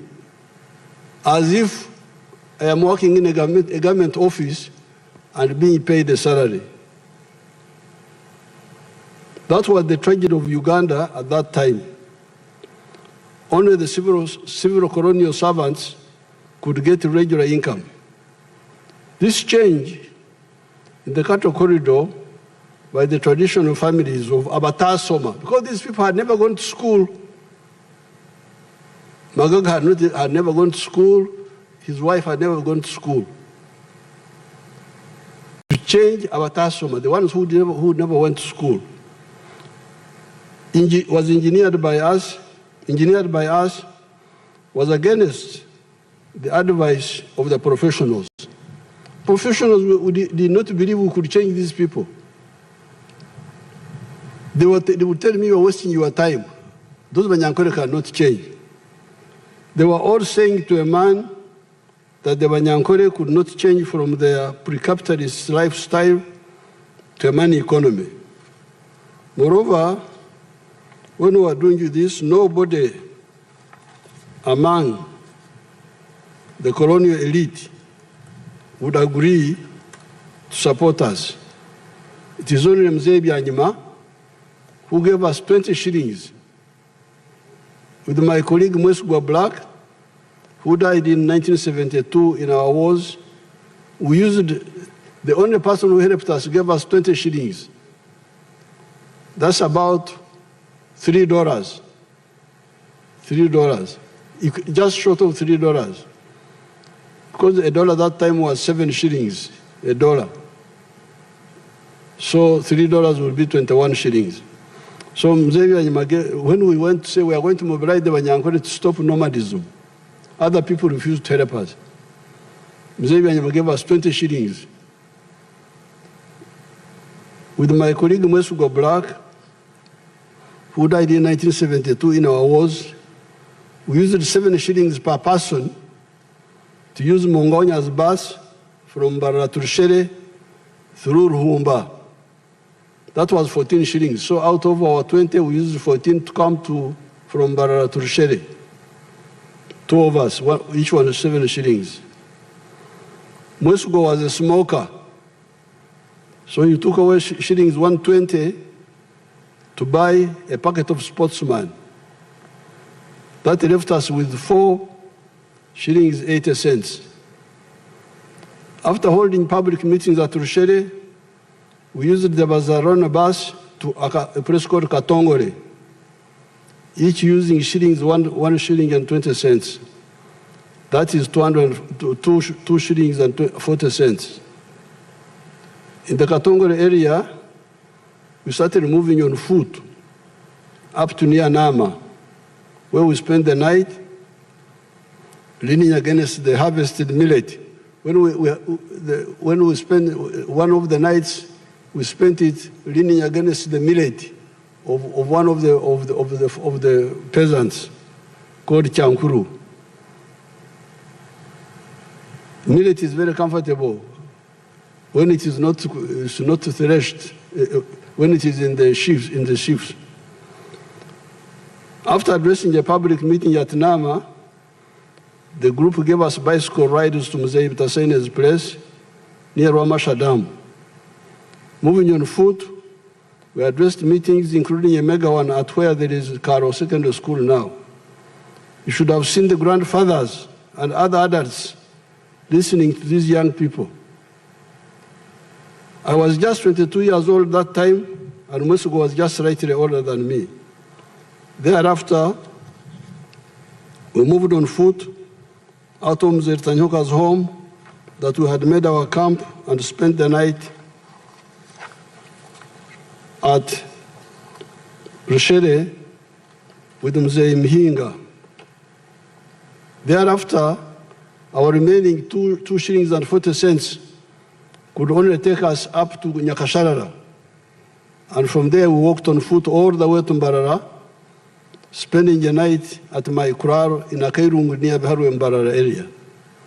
It was now 1967, January, and it was time to take up our temporary teaching jobs and get our own money to easily support our voluntary struggle for our people.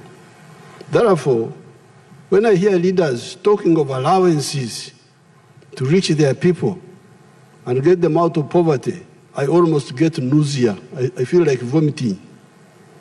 If you don't know, when I look at you, the way you do things, I really feel very, not pleased, but out of politeness, I've been keeping quiet. But now I'm telling you. Even those who get government allowances do not go to the field. I hear that many just stay in Kampala. Another mistake is for leaders to give personal money to constituents. As you can see here, we had no money to give to anybody. The only money we had, even when we started getting our own salaries, was for bus transport. Most of the time, I would ride the bicycle from Kazo to Burunga, from Burunga to Rwakitura and back. The only fuel I needed was no fat on my body. So now you hear a problem. Murka Chief needs a motorcycle. Motorcycle for what? Let the Murka Chief ride a bicycle. I'm really sick and tired of that parasitism.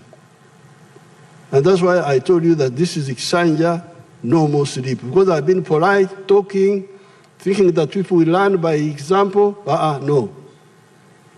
This is the time to talk straight to everybody. Why should the Murka Chief have a motorcycle, fuel, money? Let him use a bicycle. It is better for him. He will live longer if he rides the bicycle. Even a Gombore chief, the Gombore is not so big. Why should we have fuel, all that? Work can't be done because there is no money for fuel.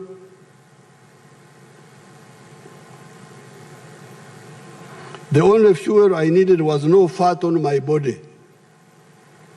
We would share food and accommodation with our hosts, the population. God has kept me here, and I'm now 82 years old, almost, not exactly, but almost.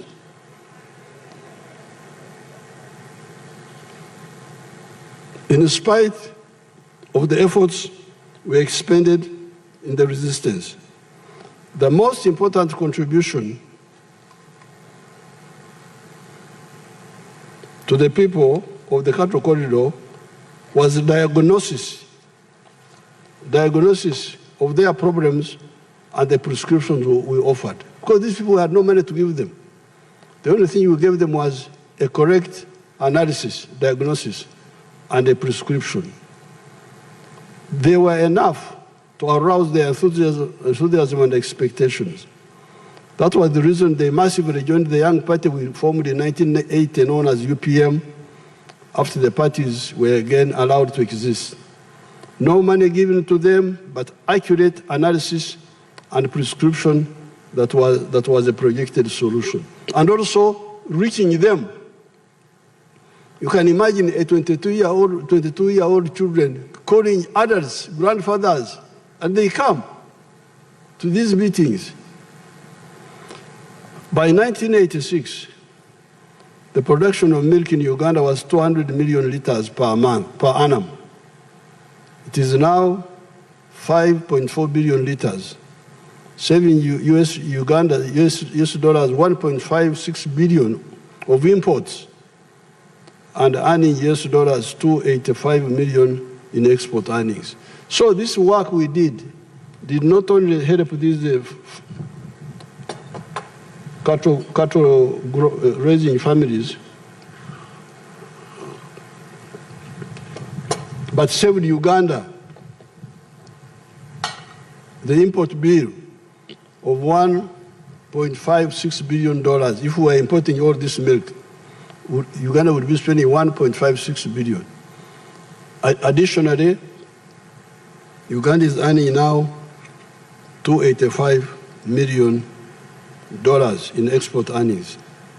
Uganda used to import tinned condensed milk from as far away as New Zealand, packed pepper milk from Kenya, butter, cheese, yogurt, powdered milk, etc. from Denmark, etc.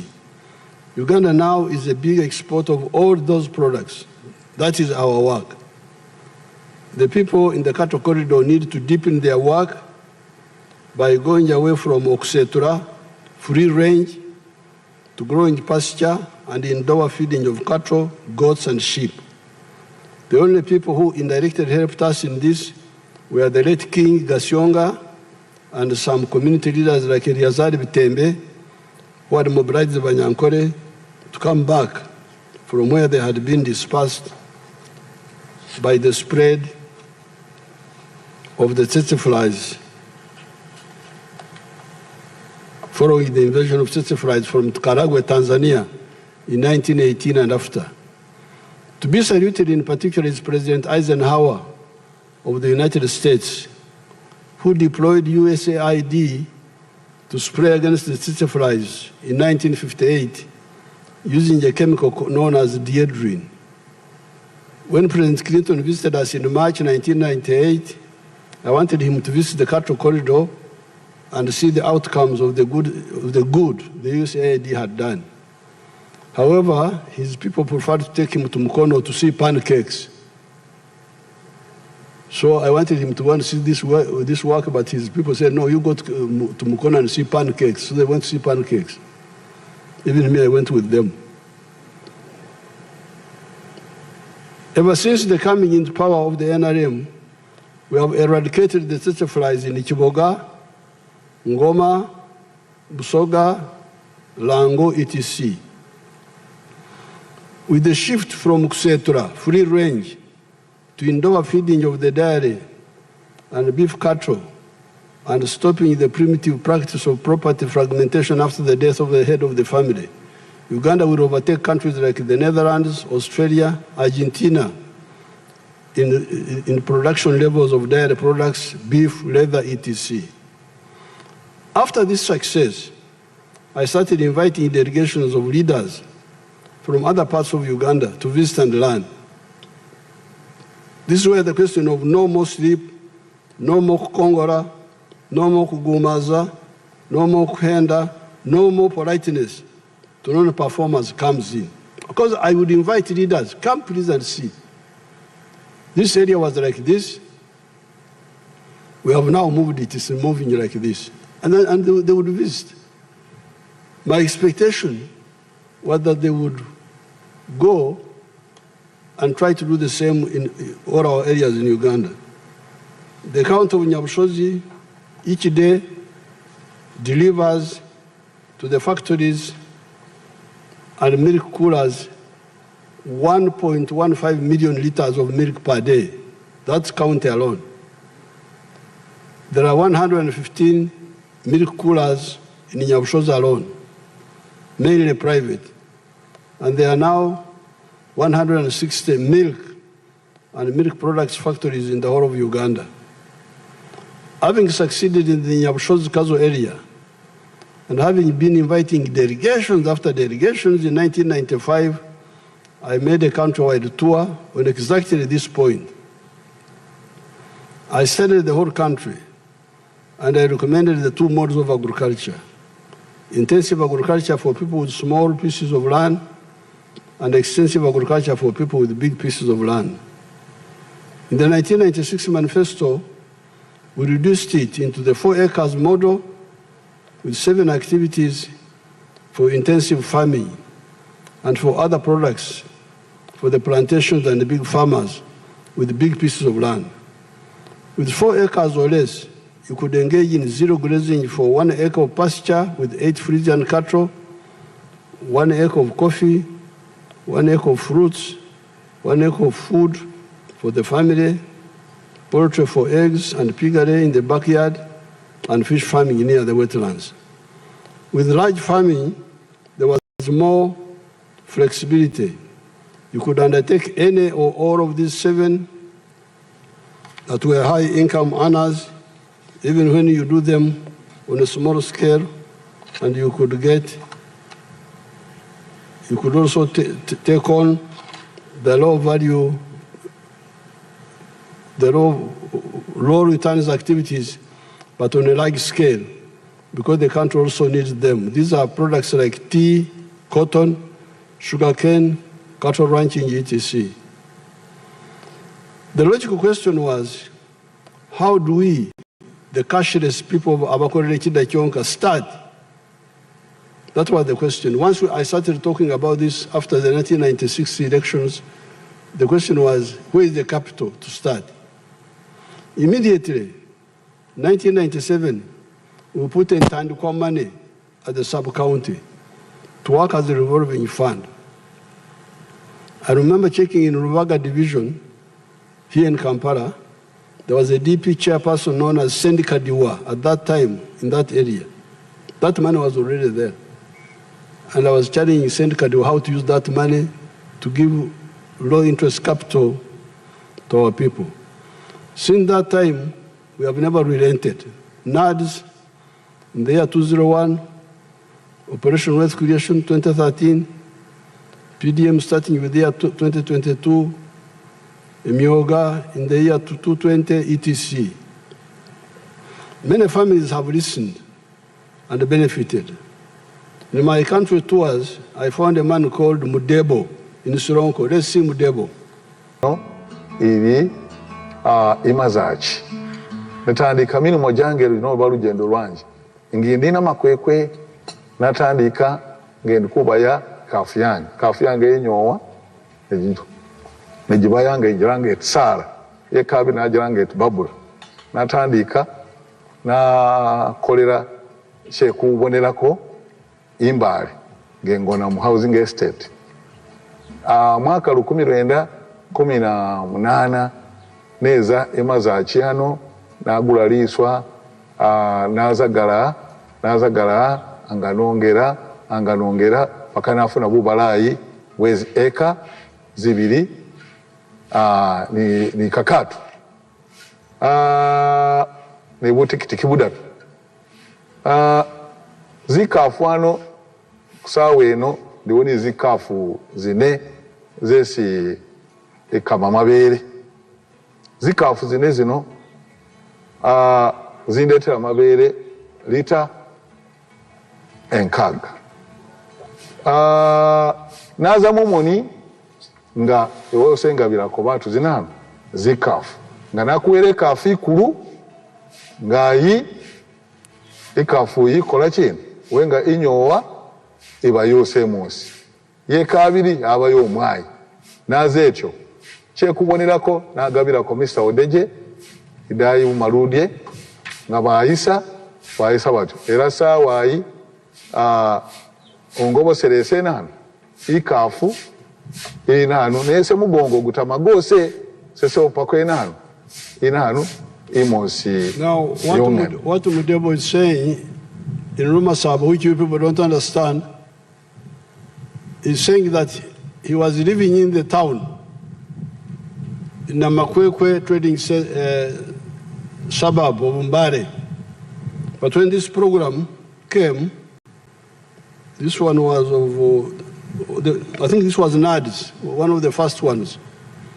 He got a cow from NADS and was keeping it in Namakwekwe. But eventually he got money and bought, I think, two acres in Sironko. He moved from Namakwekwe, now he went back to Sironko, bought land. Zikafu, what he was saying, the cows, I think now they're giving you like 60 liters. Is my Rugisu correct? Was it 60 liters or something like that? Enkaga. Now, with the milk, not only the milk, but also the cow dung he went into coffee growing. We don't have time to listen to the whole story, the Chibaro, but he's doing very well. This is Mudiebo, who started with nuts long ago. Then now you go to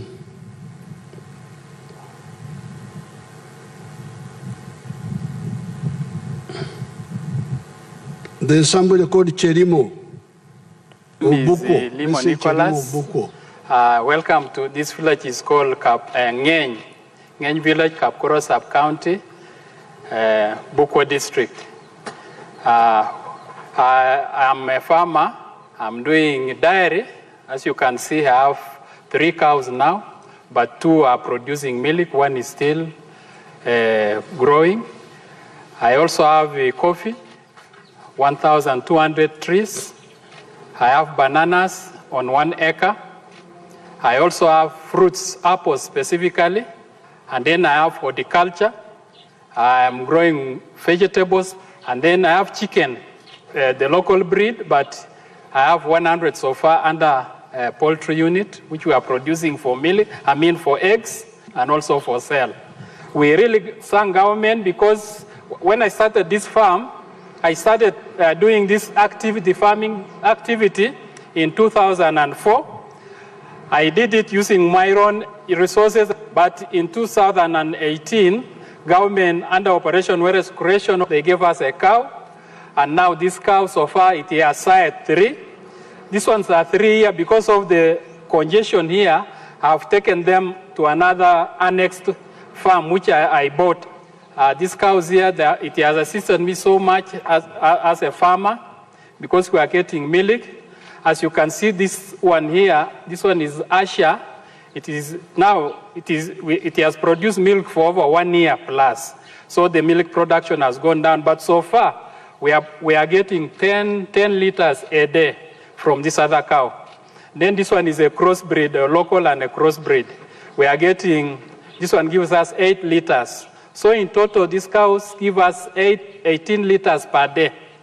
These 18 liters, when you calculate it with the current market price of 1,800, we get like 900,000 every month from these 2 cows. So next year, all of them are they are pregnant. We expect them to produce in January. So when we get now peak production, our milk is going to increase.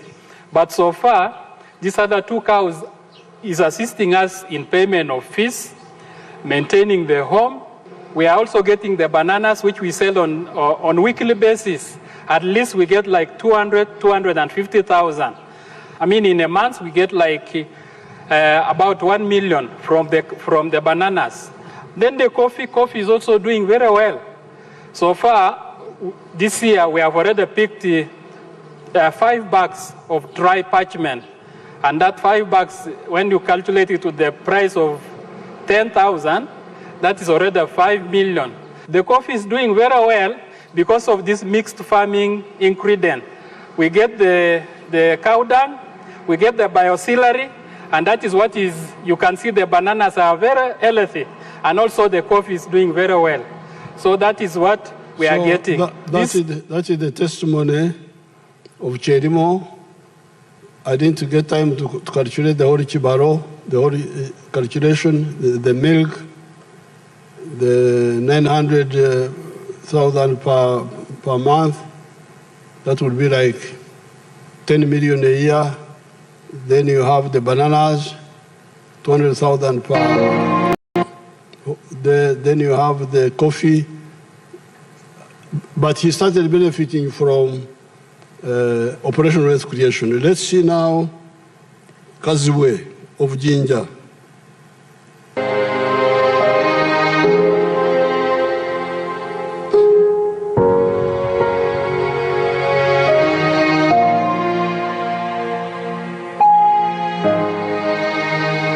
Amanya gange Kaziwe Mike, tuli Namazala LC1, Mercedes County, Jinja District.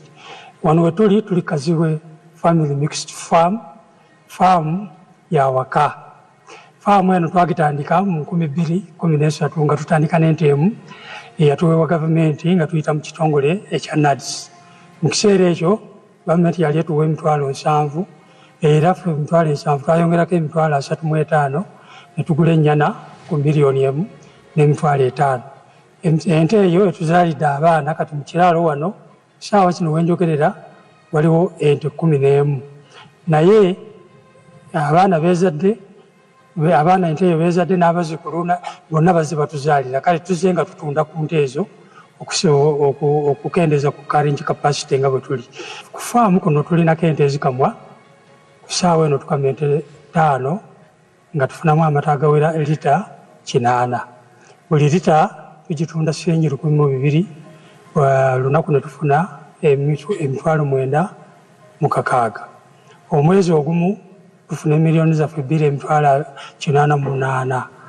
Kaakati bwe tujjako ez'abakozi ne tujjako ezidukanya faamu n'ebiralala ogenda okumaliriza nga tusigazizaawo miliyoni 1.5.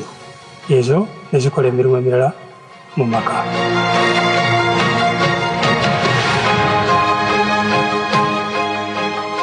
Mu ntamu era tujjamu biogas.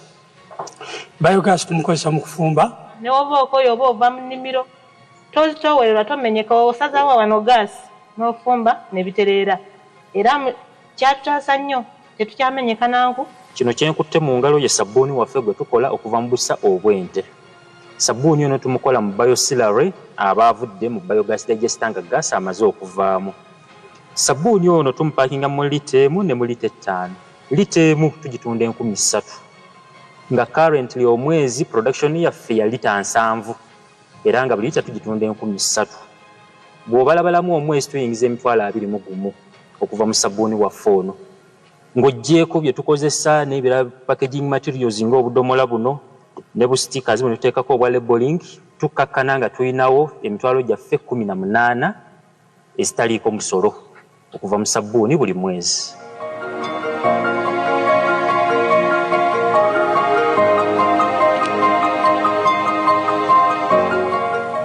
Ennimiro eno tugiyita COVID garden. Bwe twali mu lockdown nga buli muntu ali waka eno yali ssamba ya bikajjo. Ne tusalawo ne tugamba ebikajjo tubigyewo tuzimbewo koko. Olwondo nga maze okugendako ewa mukwano gwange maze n'okuwulira pulezidenti bw'asomesa 4 acre model. Wano tulinawo ebikolo bya koko 1,800. Buli eka twagiteekamu ebikolo 450. Kati nga tetunnaba kutandika kulya koko twali amatooke kuba buli kikolo kya koko bw'okiraba kwaliko ekitooke. Muzeeyi agamba 4 acre model tuli ku principle ye kituufu naye ffe tubala bikolo tubala nti ebikolo 450 biri kukola eka kati ffe tubala nti wano tulinawo eka emu ey'ebitooke.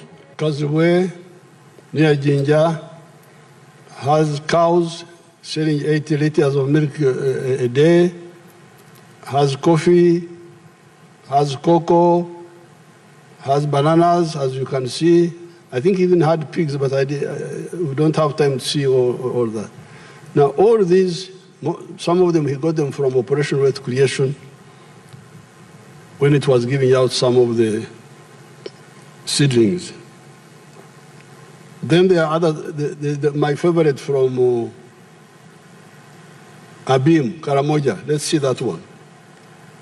Ogira. I am a model farmer in Abim district. My village here is called Arangetoi West. Arangetoi Parish, Abuk Town Council, Abim district in Karamoja. The mango trees you are seeing here were given to me by the president through Operation Wealth Creation. I received 200 mango seedlings and I planted all, and they are all doing well. Apart from this venture, I got money from PDM last year. I got 880,000. And I used 800,000 for buying 10 goats. And the goats are there. They have multiplied. They are now 16. Part of the money of PDM I used for buying cassava stems. Through that money, I've managed to plant 2 acres of cassava. They are now doing well. The first acre I intend to harvest next year in January.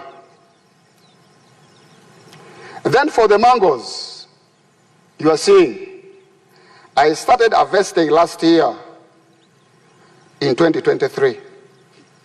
The first harvest, I got 6 million. That was in June.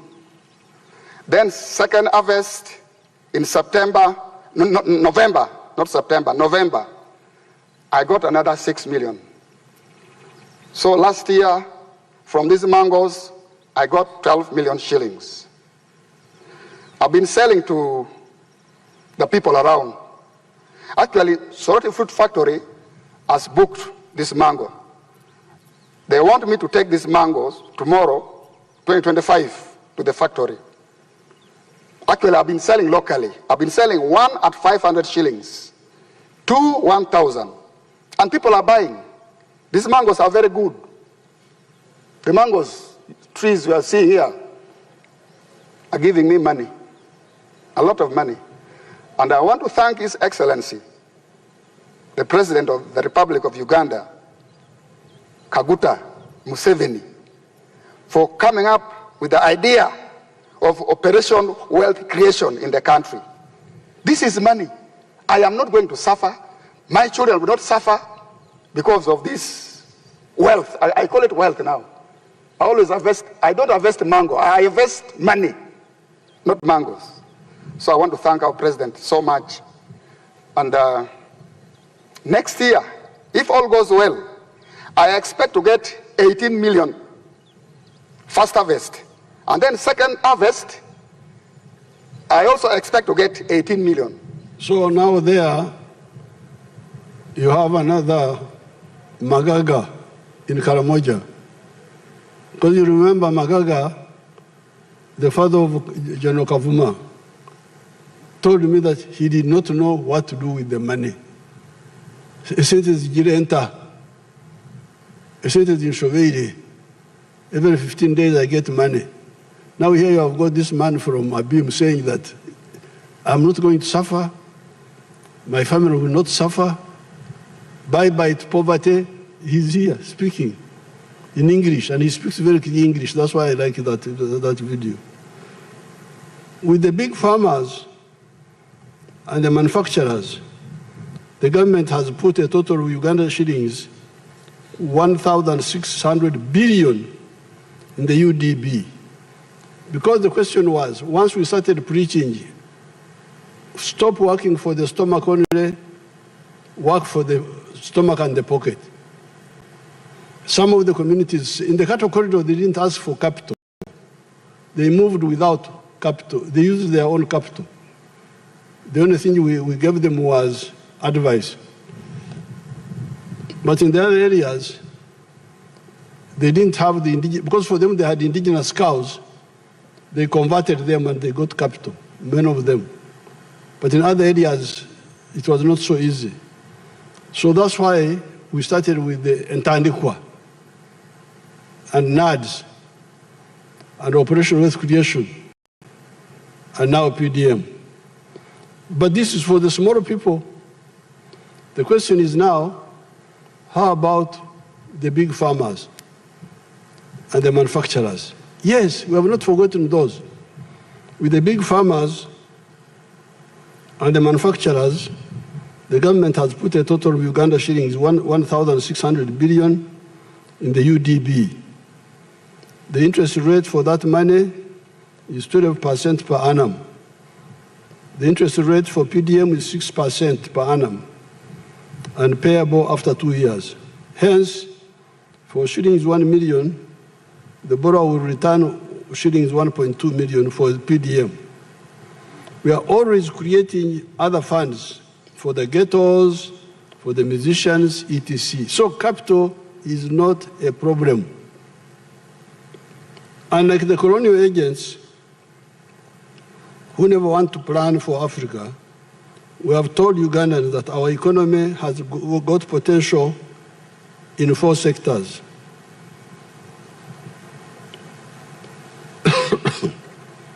Services, commercial agriculture, manufacturing, and ICT. The president is here. Parliament is here. Once people have woken up from sleep and they want low-cost capital, if the shilling is 100 million per parish per annum or any other fund is not enough, we can increase the money by adjusting from other areas. With the cattle corridor, we did not wait for low-interest capital. As already said, our only contribution to them was the word. In the cattle corridor, the work there was echigambo, like the one with the Bible. In the beginning, there was the word. The word was God. There we just used the word. In the other areas, we use the word and the capital is there. Small capital for small things, big capital for big things.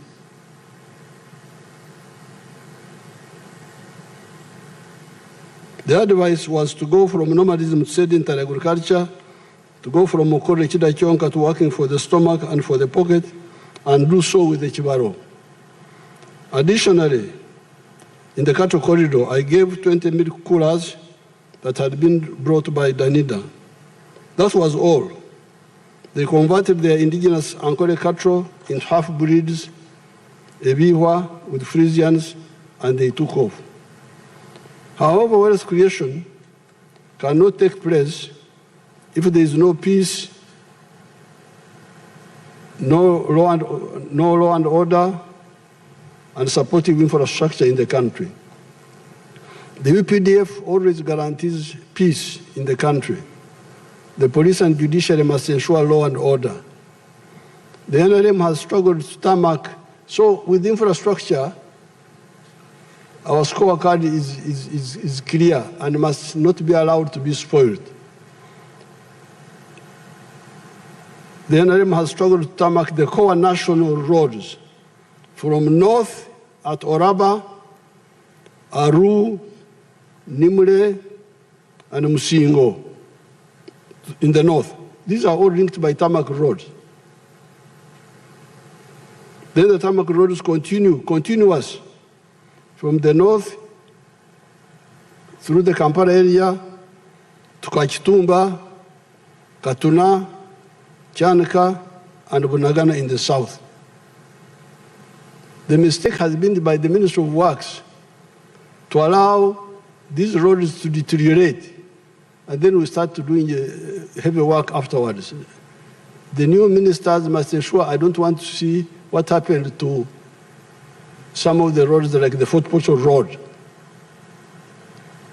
But there's a story about that Fort Portal Road. There's a story of corruption in that road. I hope the new team will deal with that issue. We have tarmacked the road from east to west, from Busia, Ruahaha, Swam, Amudat, all the way to Mpondwe, Busunga, and Ishasha in the west. This does not include the tarmac roads linking to the water bodies that are also transport connections, such as Jinja. Because when you have the tarmac road up to Jinja, you go into the water, you cross by ferry to Mwanza, to Kisumu, wherever you want to go. Majanji, Port Bell, Butiaba, Kaisotonya, Bukakata, there are tarmac roads going up to these water bodies. We are revamping the meter gauge railway and building the standard gauge one. We are working with Kenya and Tanzania on the pipelines for the crude petroleum products and for the refined petroleum products. This will move cargo, heavy cargo, away from the roads to the railway, and petroleum products from the roads to the pipeline. In the coming years, we will no longer see tankers on the road. petrol tankers. They should not be on the road. Petrol should go by pipe. Should not be competing with the cars.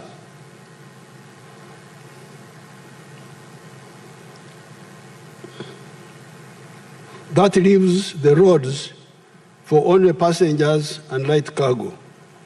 The Maram roads must be maintained always. Where is the 3 billion shillings per district, which we send, cham, they just eat it.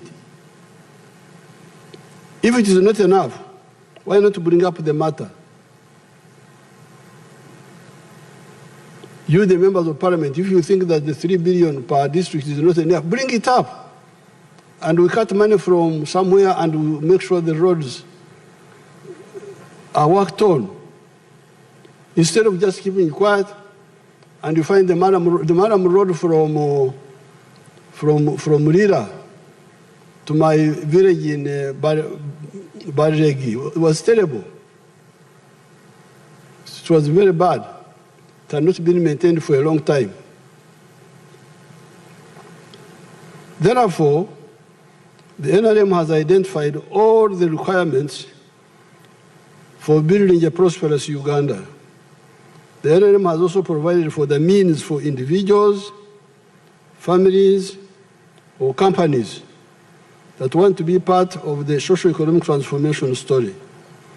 As I've said before, our mission has been to ensure that the individuals, the families, or the companies that listen to our message are assisted to be wealth and jobs creators. Right.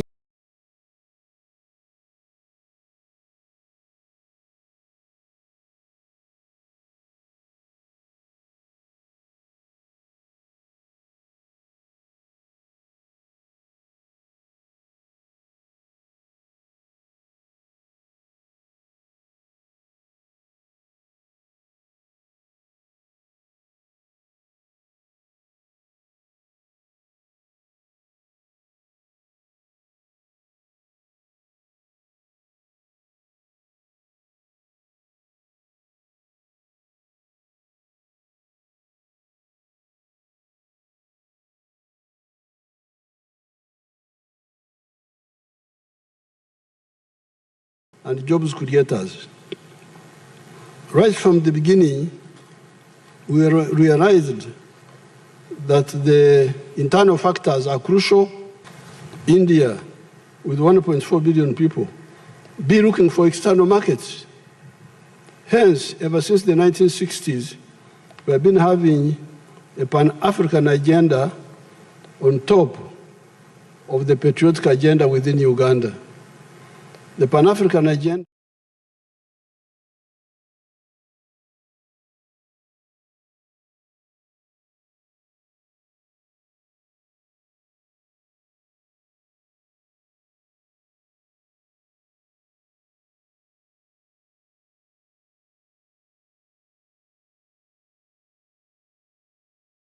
parts of Africa that are compatible would deal with the strategic security of Africa, especially defense on land, in the air.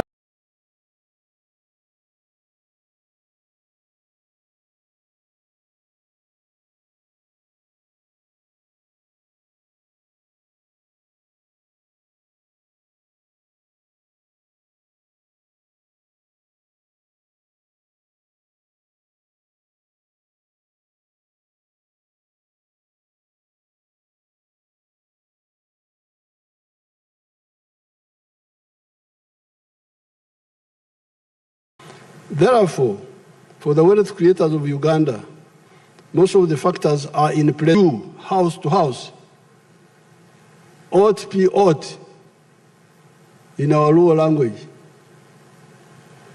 Ensure that Enjukunju, for the families with the land, they get into the money economy with the Chibaro. The ones without land, their solution is a myoga, skills. Indeed, we also need to know that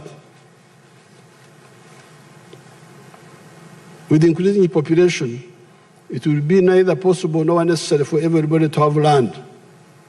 That is why there are other sectors, manufacturing and artisanship, services, ICT, e.g. transport, entertainment, ICT, e.g. BPOs. In the developed countries, very few people own land. I saw in the Negative Monitor newspaper an article by an individual known as Gawaya Tegure, who is always writing mendaciously and maliciously, saying that Uganda has been wandering in the desert for 40 years, like the children of Israel. Those who are wandering in the desert are partly those who listen to those liars. If you listen to the liars, you will wander in the desert. It is true that many of the leaders do not amplify this message of how people can get out of poverty. However, those who do change their lives. I understand Gawaya comes from Bugwere area. Let him visit Mama Nabutono and her husband, Obuko Diseru Kasasera Ward, Kasasera Town Council. Let's see Mama Nabutono if you have her.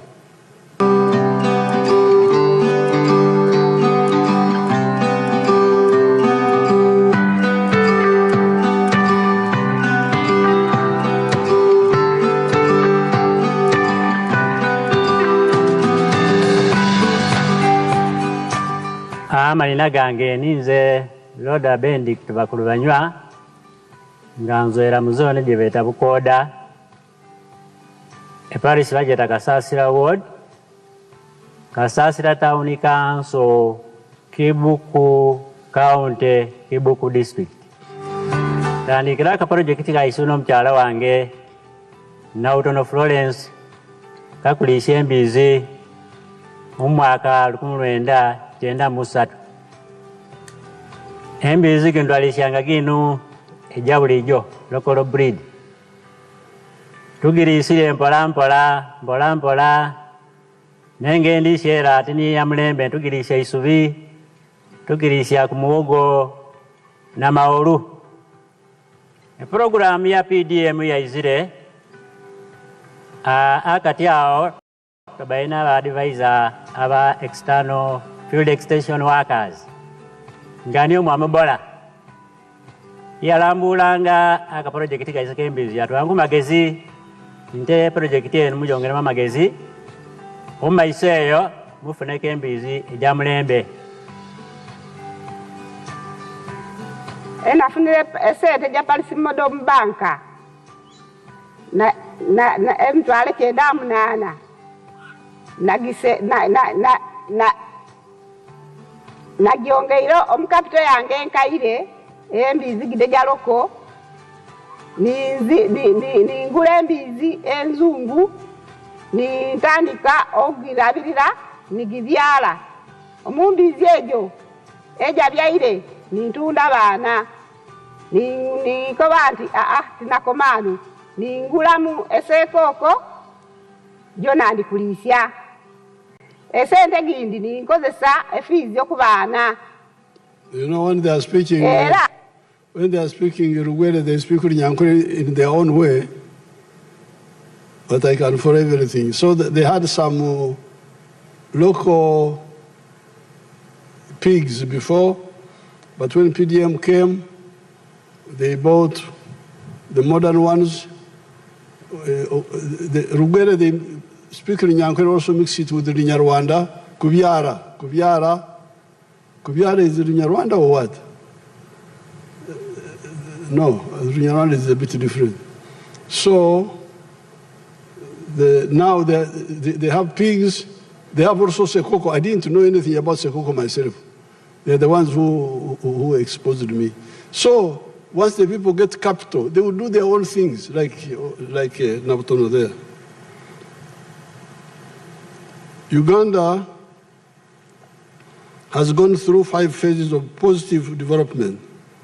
These are the recovery phase of bringing back some of the 3 C's and 3 T's of the colonial enclave economy and ending the informalization of the economy into Magendo, Chibanda, and Okusamula. That was smuggling, forex black market, and speculation, following the destruction of the economy by Idi Amin. Expanding the enclave economy diversifying it. That is how the dairy sector changed the cattle corridor. And the cassava is changing in many parts of Uganda. These are totally new cash products. Very addition to some of the raw materials, e.g. gold, and the knowledge economy of the automobiles, vaccines, computers, etc. What is high-sounding sloganeering there? Because that's what the other gentleman was saying, that's just slogans. These are achievements on the ground. Let's go to nearby Mbari Industrial Park. Show us the industrial park.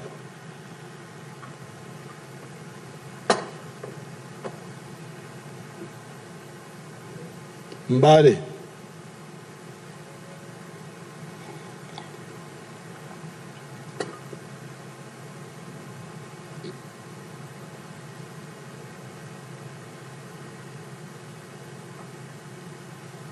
How can you call that a slogan? Is that a slogan? That is sloganeering. I think now they were saying there were like more than 80 factories there, 12,000 workers in that area.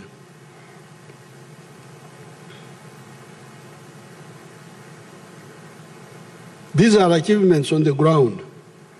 Let Gawaya go to nearby Mbari Industrial Park. How can such a park be a desert where there is no water or peace or production? Yes, there are problems of the issues like drugs in health centers. That is why, another time I will talk more about this, the issue of service delivery. That is why the NRM introduced democracy from the very beginning by getting people to elect the committees of the resistance councils. Especially in the Bukit area, FOBA, the group of who are saying they were following Obote, started killing those elected leaders until we crushed FOBA. Elect people who help in exposing those mistakes. You have the power. Another time I'll speak about that, because the parishes are in Uganda, and everywhere there is local leadership, especially at the sub-county, and there are councillors. Why should things go wrong when all those leaders are there? Of course, even the government was also responsible, because they are the GISOs in every sub-county. Why would things go wrong and the GISO doesn't know? And they did so. The facts of the matter are that with the limited waking up, where 67% of the homesteads as compared to 9%, because in 1962, only 9% of the people were in the money economy. Only 9%. When I checked in 2013, only 32% were in the money economy. But as we speak now, 67% of the homesteads are in the money economy. And Uganda has graduated from the least developed countries to a lower middle income country. Our GDP rose from 3.9 billion in 1986 to now 69.3 billion by Forex exchange method, and 197.1 billion by the PPP method. The GDP per capita has risen to US dollars 1,278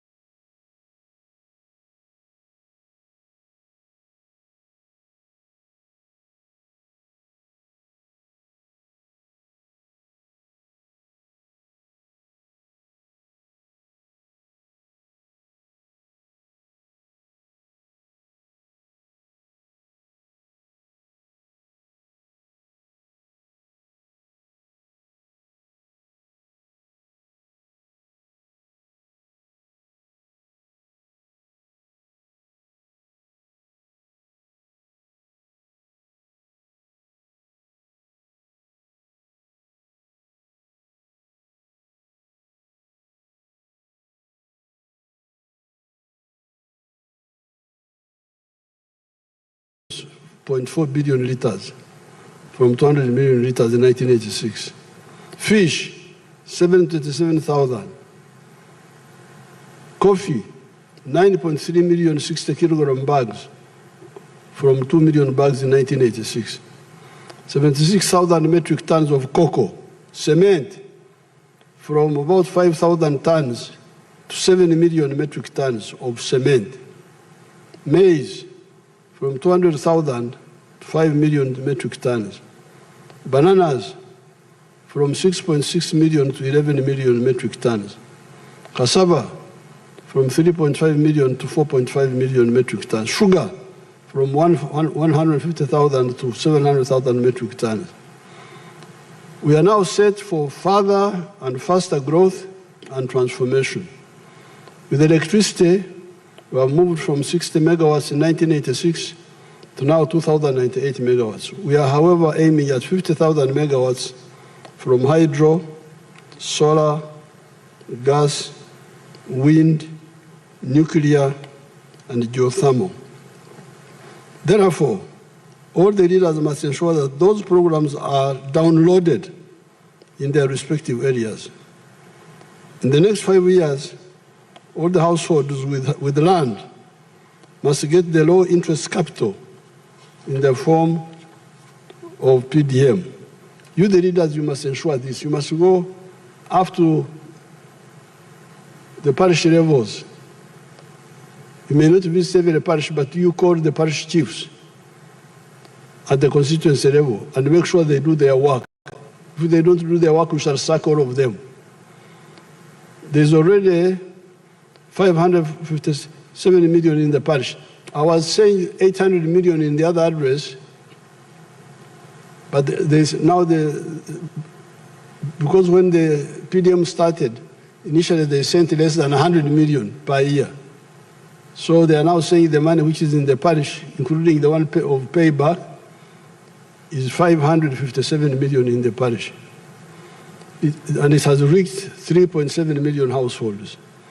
We are going to put shillings 100 million plus 15 million for the leaders per annum per parish in the rural areas, and shillings 300 million plus 15 million for the leaders per ward in the towns.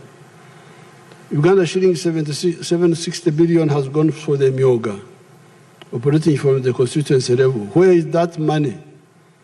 How many and which Myoga associations are benefited from this money? There's one of the young people who was involved with the Myoga money. Fortunately, he was elected as a member of parliament for Kasanda area. Bisaso, is Bisaso here? Where is Bisaso? Oh, I'm not allowed to, because I'm not allowed to speak, to say anything, and the other people are not supposed to stand up or walk or what. Is Bisaso here? Ah, that's how Bisaso looks like. He knows about Myoga, that man. Thank you. On account of peace, some traders have generated a lot of capital through imports. These are the ones that built Arcade's real estate. There's a young lady called Nanteza that is always showcasing on UBC the different real estate developers. Can we see Nanteza? If you have captured her. She's always showing how rich people are. Let her speak also. Where is she? You have suppressed her.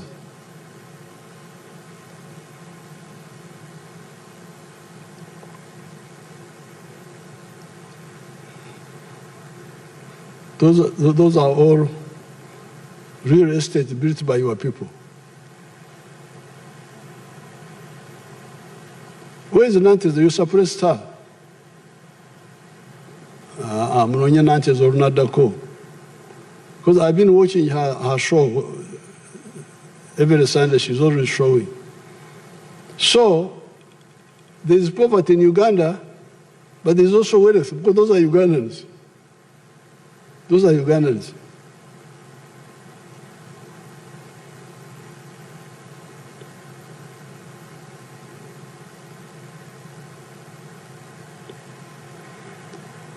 A Ugandan returnee from abroad was recently trying to buy a flat in the Kampala area. And they were demanding US dollars 1.2 million. A Ugandan who has come from outside came back. You know, when people are outside, they think that Uganda is in poverty. So this Ugandan came back, was looking for a flat.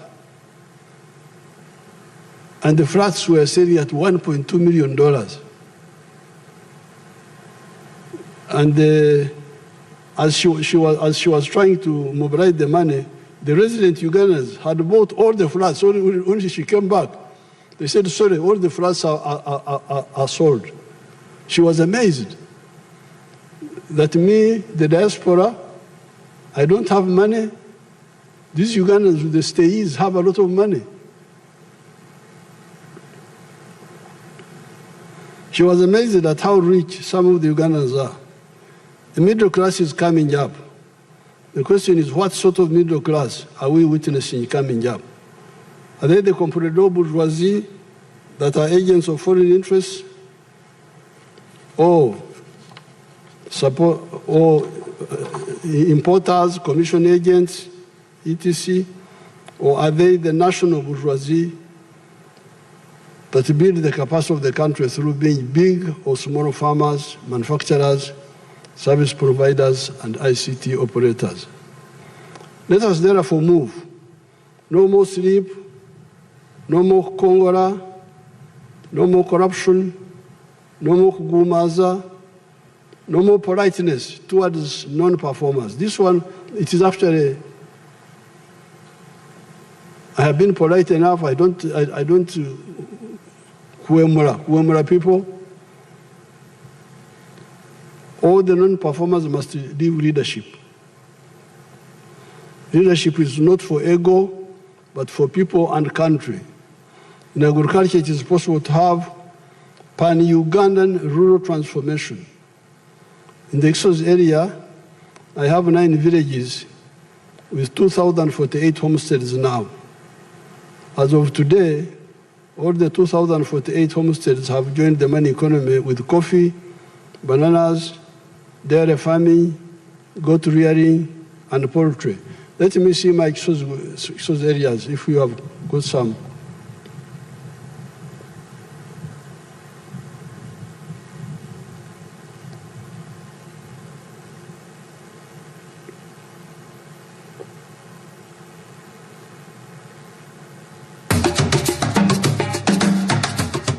Manya gange Nzerule John ni musajja mulimi nundayo ni manyo kusinga ni manye mwanyi ni makasoli ebitoke natandise n'okulima ennyaanya naye njala kwebaza nnyo President Museveni kubanga yasanga tetumanyi kyakukola. Kusooka nga ettaka lyaffe lyerisinga obulungi wano mu district y'e Gombo naye ettaka lyonna nga mbizi za munsiko muzisula.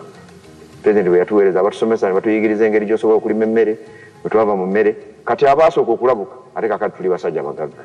So ekitiibwa kyonna kyonna kiriibwa President Museveni. Okusooka byonna President yampa ebitooke nalima yika 5 ebitooke ebyo nafuna nakuŋŋanya $227 mu bitooke. Endala ezaweerera abaana ze nalya nali sizibala naye buli nafunanga katugeze $1,000,000 nga nteekako emitwalo nga 3 oba 5 nensevinga $227. Kakati mu season ewedde emmwanyi zokka nga nzigyeko ze nateekamu kubanga nze ebiseera ebisinga sibala zentaddemu saagala kuzibala.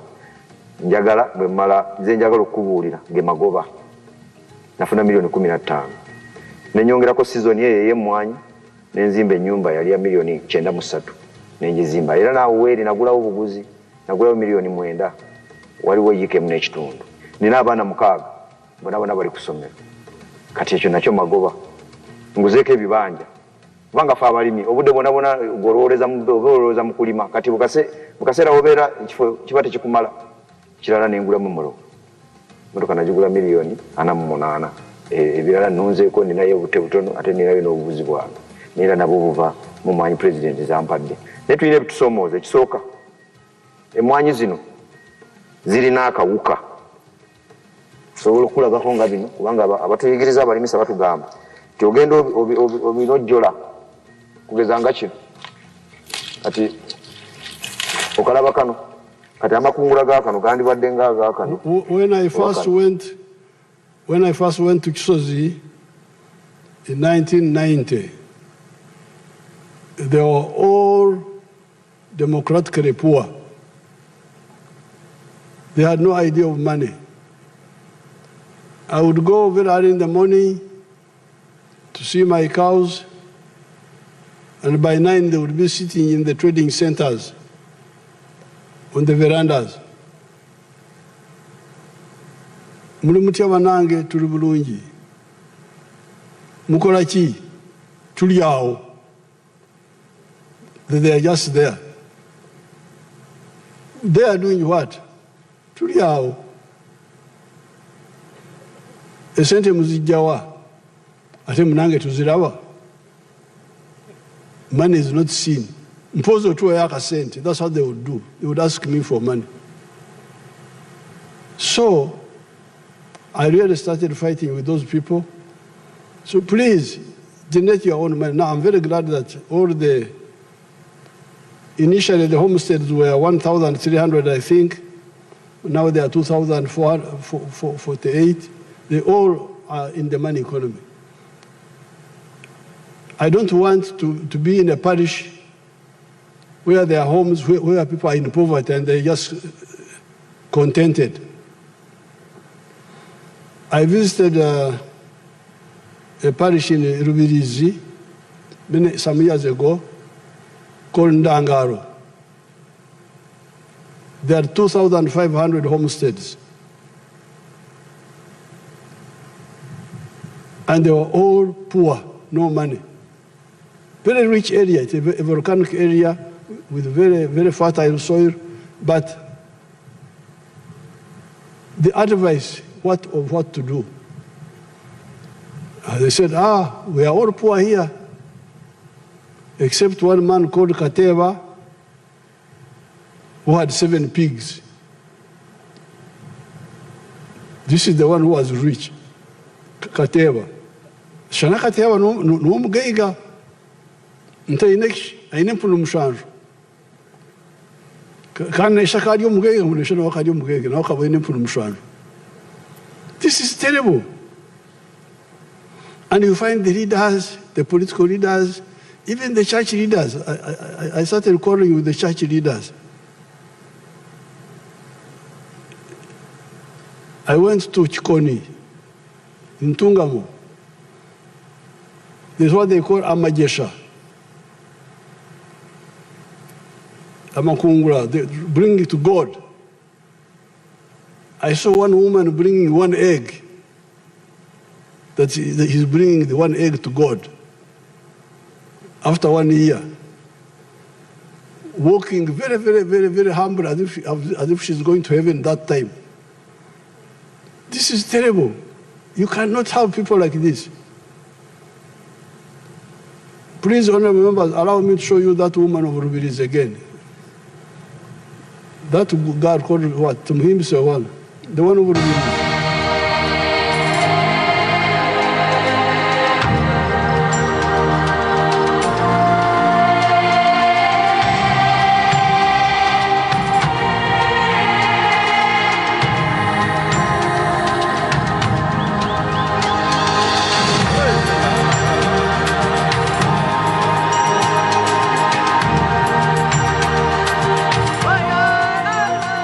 Amazina mbanyita Tumusime Dezerata omutuze wa Rubirizi district ate yimirira ndi omuseri ya Kizurugo nisima president wa Uganda ayatwire PDM nyo kuranyine myaka nkaga nina nkantene chinda tongira haka. Now that's the statement I want you to capture, that she was 64 years that time, but she had never owned anything in her life. You imagine that? What sort of society? And she has got children. Then what? How would the family be? Huh? I showed you the other time Apio. Let's see Apio again. Obrira. In resell Banya Ward, Hamach Town Council in Lira District. PDM. She got the money for PDM in 2023.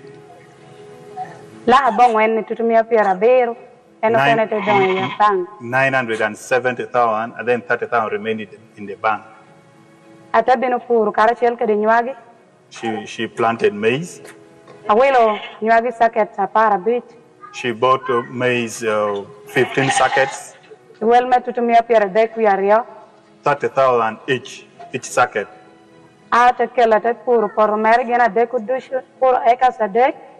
She used it, actually she planted it in 3 acres of land. Preparing the garden cost her 150 for the 3 acres. Weeding cost her 50,000. Then spraying cost her 40,000. Time for harvest came. To cut the story of Apio, she had been married for 20 years. And she has got other children, like 18 and so on, teenagers. But she had never handled 1 million shillings in her life. She did not have land. When she got land, she didn't even, when she got the 1 million shillings, she didn't have her own land. She had to go and hire 3 acres from somebody else, grow maize, sell the maize, put some of the money back into agriculture, and then buy those sheep, the ones you saw. When I was there in the campaign, she told me she had now 60 sheep. Then me, I didn't know about sheep. So who buys sheep? She's the one who told me that, no, South Sudanese like sheep, they buy. So these people, our people are really clever people, if they are supported. They even know things we don't know. I didn't know sheep, that sheep, even dreaming in my dream, I can't dream sheep. But for her, she knew that sheep has got a market in South Sudan. Nabutono, I don't know who buys Sekoko, I have no idea. But they know. So what they lack is support. So therefore, I want the Exos model. I don't want to live in a parish where there are poor people. That's what I told them. I want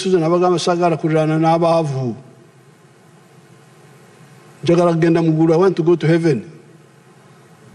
I don't want the angels to block me and say, you are an Exosi, you are neighboring poor people, you kept quiet. So I must tell you, I told them. Now you saw the house of Lule. Let's see that man. Show us his house, his coffee. Show us again, the man of Exosi. See the house, see the car. The house, car, coffee. That's how they are now. So the leadership is not for ego, but for the people and the country. In agriculture, it is possible to have pan-Ugandan rural transformation. In the Exos area, I have 9 villages, 2,048 homesteads now. As of today, all the 2,048 homesteads have joined the money economy with coffee, bananas, dairy farming, goat rearing, and poultry. You didn't show my manager of Exosi, Narwanga. Don't you have her picture?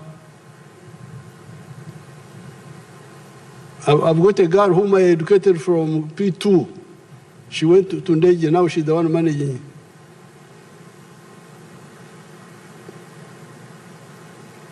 Narwanga, these people don't like my useful people.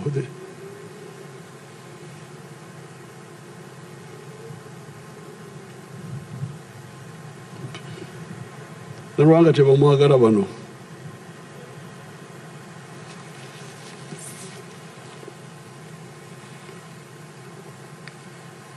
In the cattle corridor,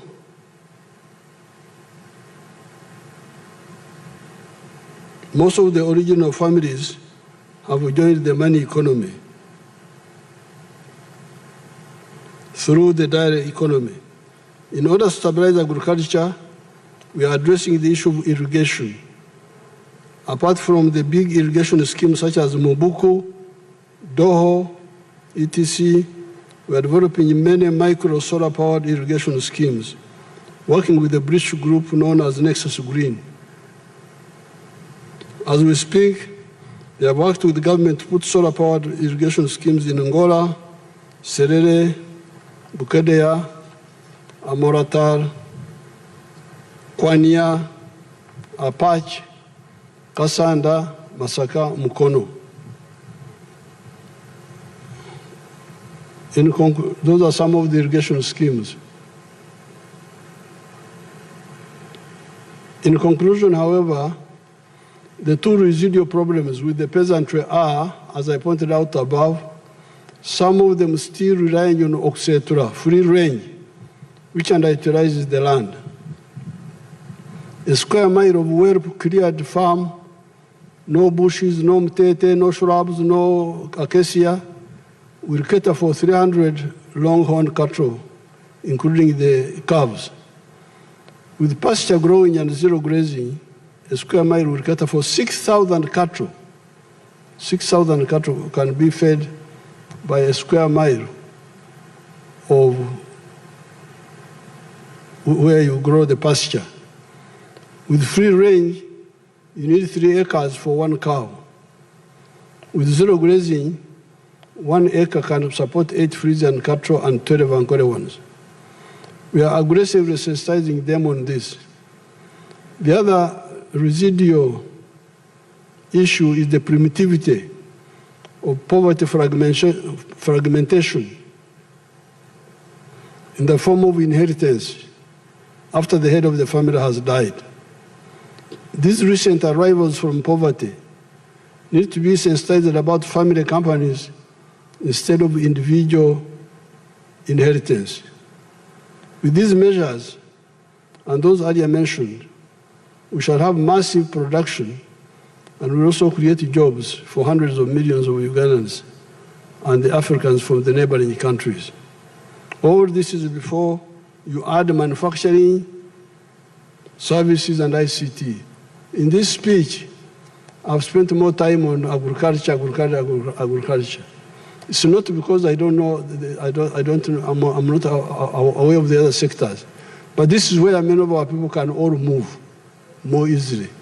This is why I'm emphasizing it, especially for you, the new members of parliament. Now, in conclusion, the main problem I have seen in all these 65 years, when I have been active, it has been obutamanya, ignorance, and okwenyoma. Africans underrate themselves. They like what other people do. They don't know how useful what they do is. Our friend Basangwa, show them Basangwa again.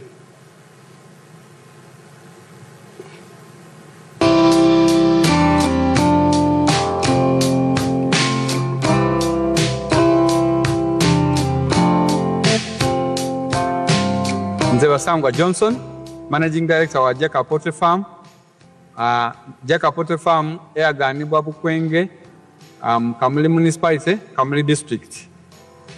Mu 2007 twatandika obulunzi nga tutandikira mu Kamuli Town Council by then mu plot yali 50 feet by 100 feet. There's a foot ya 5 ku 10 eda itaka. Tutandika tutya twali nga tulina ebyobufuzi wano mu Kamuli nga waliwo ensonga nga chairman wero C5 omugenzi Kawuga bamwidukira Katonda mu ekyumulo eky'emirembe nga bamutoyiremu abantu bangi abatamu application nga bali kwenda okufuuka ba chairman ba 5 ayi president yaida yatulungamya yakuba ati bana abantu mwena temusobola kuba ba chairman ba 5 aye abantu mujje mukola emirimu egindi ng'okulunda yayogera kulunda embidi okulunda enkoko byona yabyogerako nze napikinga mu ekyokulunda enkoko n'atandika efaamu mu 2007 n'enkoko 5 saawa dino wendogerera ku faamu kuno tize mabega ntambwire president yaida yankyalira mu 2010 nga ndina enkoko 5,000 yasanuka ino saawa dino tutambwire tulina enkoko 1,000 tufulumya amagi etro 2,000 buli lunaku etro 2,000 divaamu miliyoni 2 buli lunaku omwezi diba miliyoni 6 omwaka tuba tuli mu biliyoni ze 6 n'ekitundu etuba tukolaki tuyingiza so tuwulirisa omulamwa gwa president okuva ku kiseera ekyo twakati katukigiireku president awaire musanufu ino ku bintu byenkoze era nga buli kaseera nkyekingako wendogerera kati tulina abakozi 300. Now, that is the story of Basangwa, how he listened to my message in 2007 and started with a small plot for poultry and eggs. He's now selling 2,000 trays per day, earning 20 million shillings a day. Now, during the campaign or one of those times, I was showing these pictures, these videos. People in the UK, Ugandans in diaspora, we are watching. They watch, even the ones who are in the diaspora. So when they saw me showing Basangwa earning 20 million shillings a day, they say, Museveni alimba. Museveni is telling lies. How can anybody in Uganda earn 20 million shillings a day? Let's go and see. People came from UK to come and see. They say this picture, which Museveni showed, was taken somewhere else. It's not in Uganda. So they came. Ugandans from UK, they came to check the lie of Museveni. How can Ugandans earn 20 million shillings a day?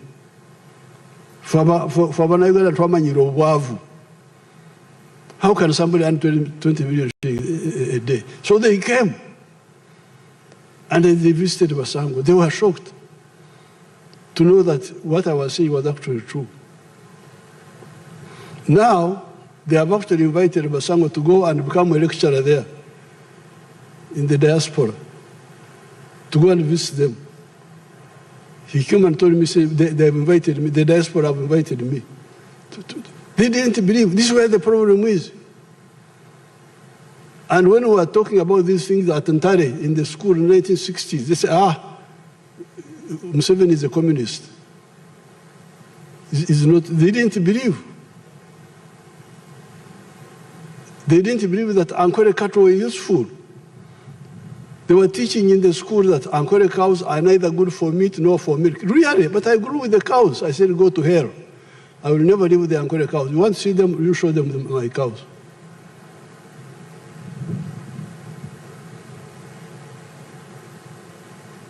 Mazreba. How can people? Now these are the most precious cows. The other day, Ramaphosa sold one of our cows for 200 million shillings, 187 million. So this is what I have seen. I think the main problem is ignorance and okwenyoma, not having confidence in oneself. I think this is really the main problem. To find people going to work in Dubai, what are you going to do in Dubai? A desert. Dubai. What are you going to do in Dubai? When I go there, I pray that I come back quickly. The temple, the climate, the what. You live paradise here. This is paradise. You go to work in those places. It is inferiority complex, ignorance, poor leadership, uprooted. People have no roots. I am rooted here. My roots are here. There is nothing I don't know. I grew with our culture. I'm able to know what should be forgotten because it was not scientific enough, but much of it is correct and can be updated. So with these few words, I present the government legislative program to the Parliament. It is in Annex 1 here, no, Annex 2. There are so many bills which Prime Minister will present to Parliament, the ministers will present the bill for building substances, the small arms, light weapons control, amendment of universities and other tertiary institutions, and there are so many of them here. The laws I will present, my ministers will present to Parliament. There are so many. 38 of them, 38 bills which will be presented. Right Honorable Speaker, I present.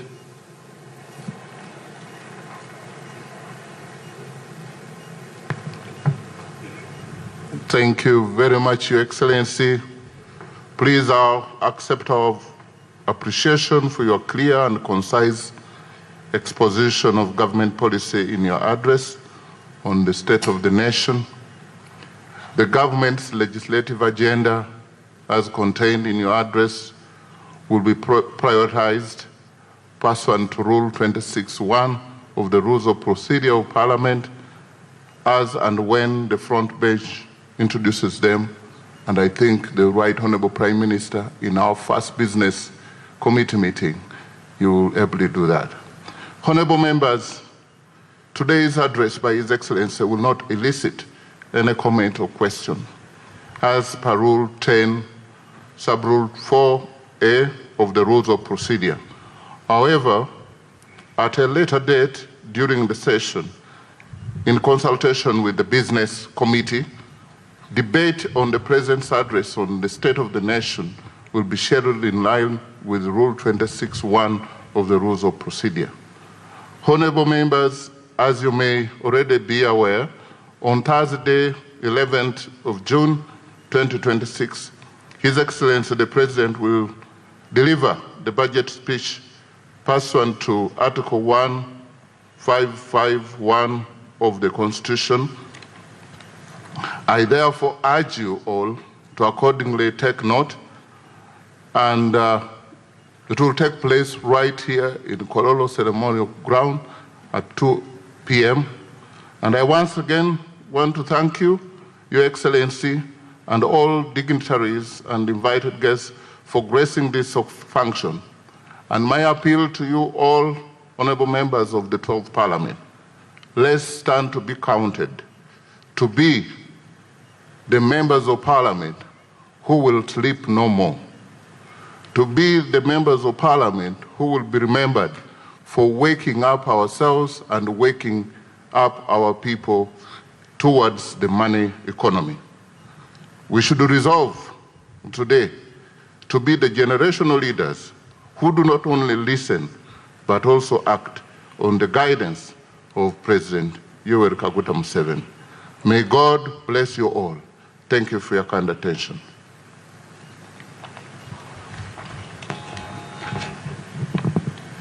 The anthems.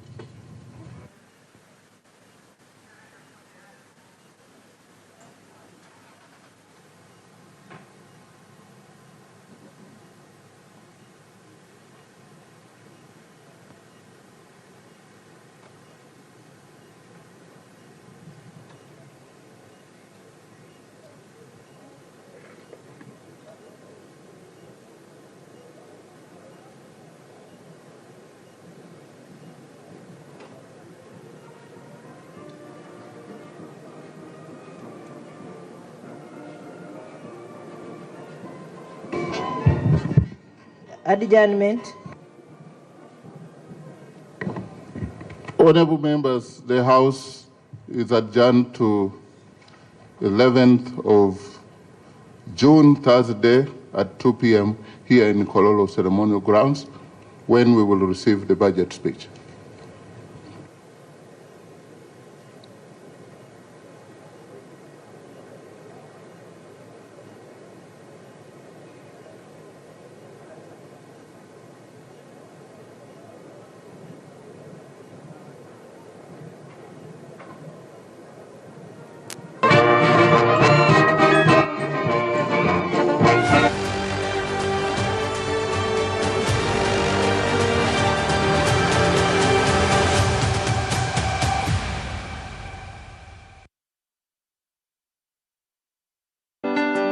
June is Budget Month, a defining moment for Uganda's economy. Under the theme, Full Monetization of Uganda's Economy, the 2026-2026.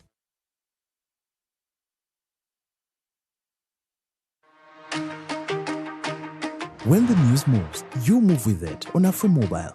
Get real-time updates and the moment they unfold. Choose from over 80 live TV and radio channels and follow current affairs your way on the platforms you rely on the road, in the office, in the middle of your work, or out and about. AfroMobile keeps the story going with you. Download AfroMobile today and stay connected to every update as it happens.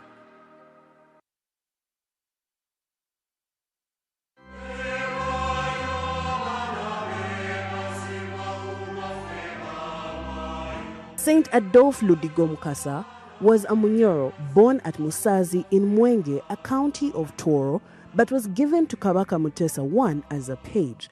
He was in charge of the Kabaka's gardens where pages worked. He got into contact with the missionaries at Kasubi and was baptized on the 16th of November 1885 by Father Simeon Laudel Mapera. He was burnt alive on the 3rd of June 1886 in Namugongo at the age of 25. Saint Adolphe Ludigo Mukasa is the patron of farmers and herdsmen.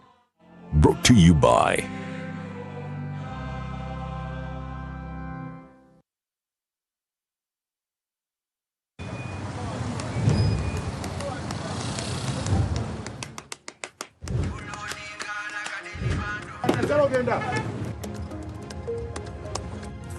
And that's it for today. Till the next episode.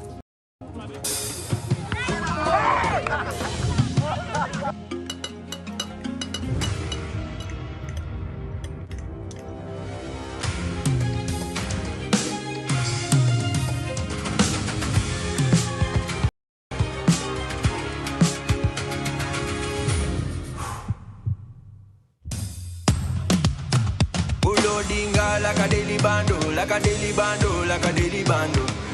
Omuliro nguwulira muli mu mutima gukankana like drums. Kalakata, kalakata, endungu ya kusabula.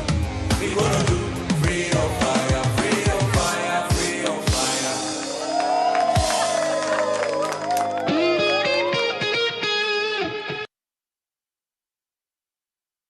Too many ads? Expensive subscription? You deserve better. And artists, thousands of plays, but nothing to show for it.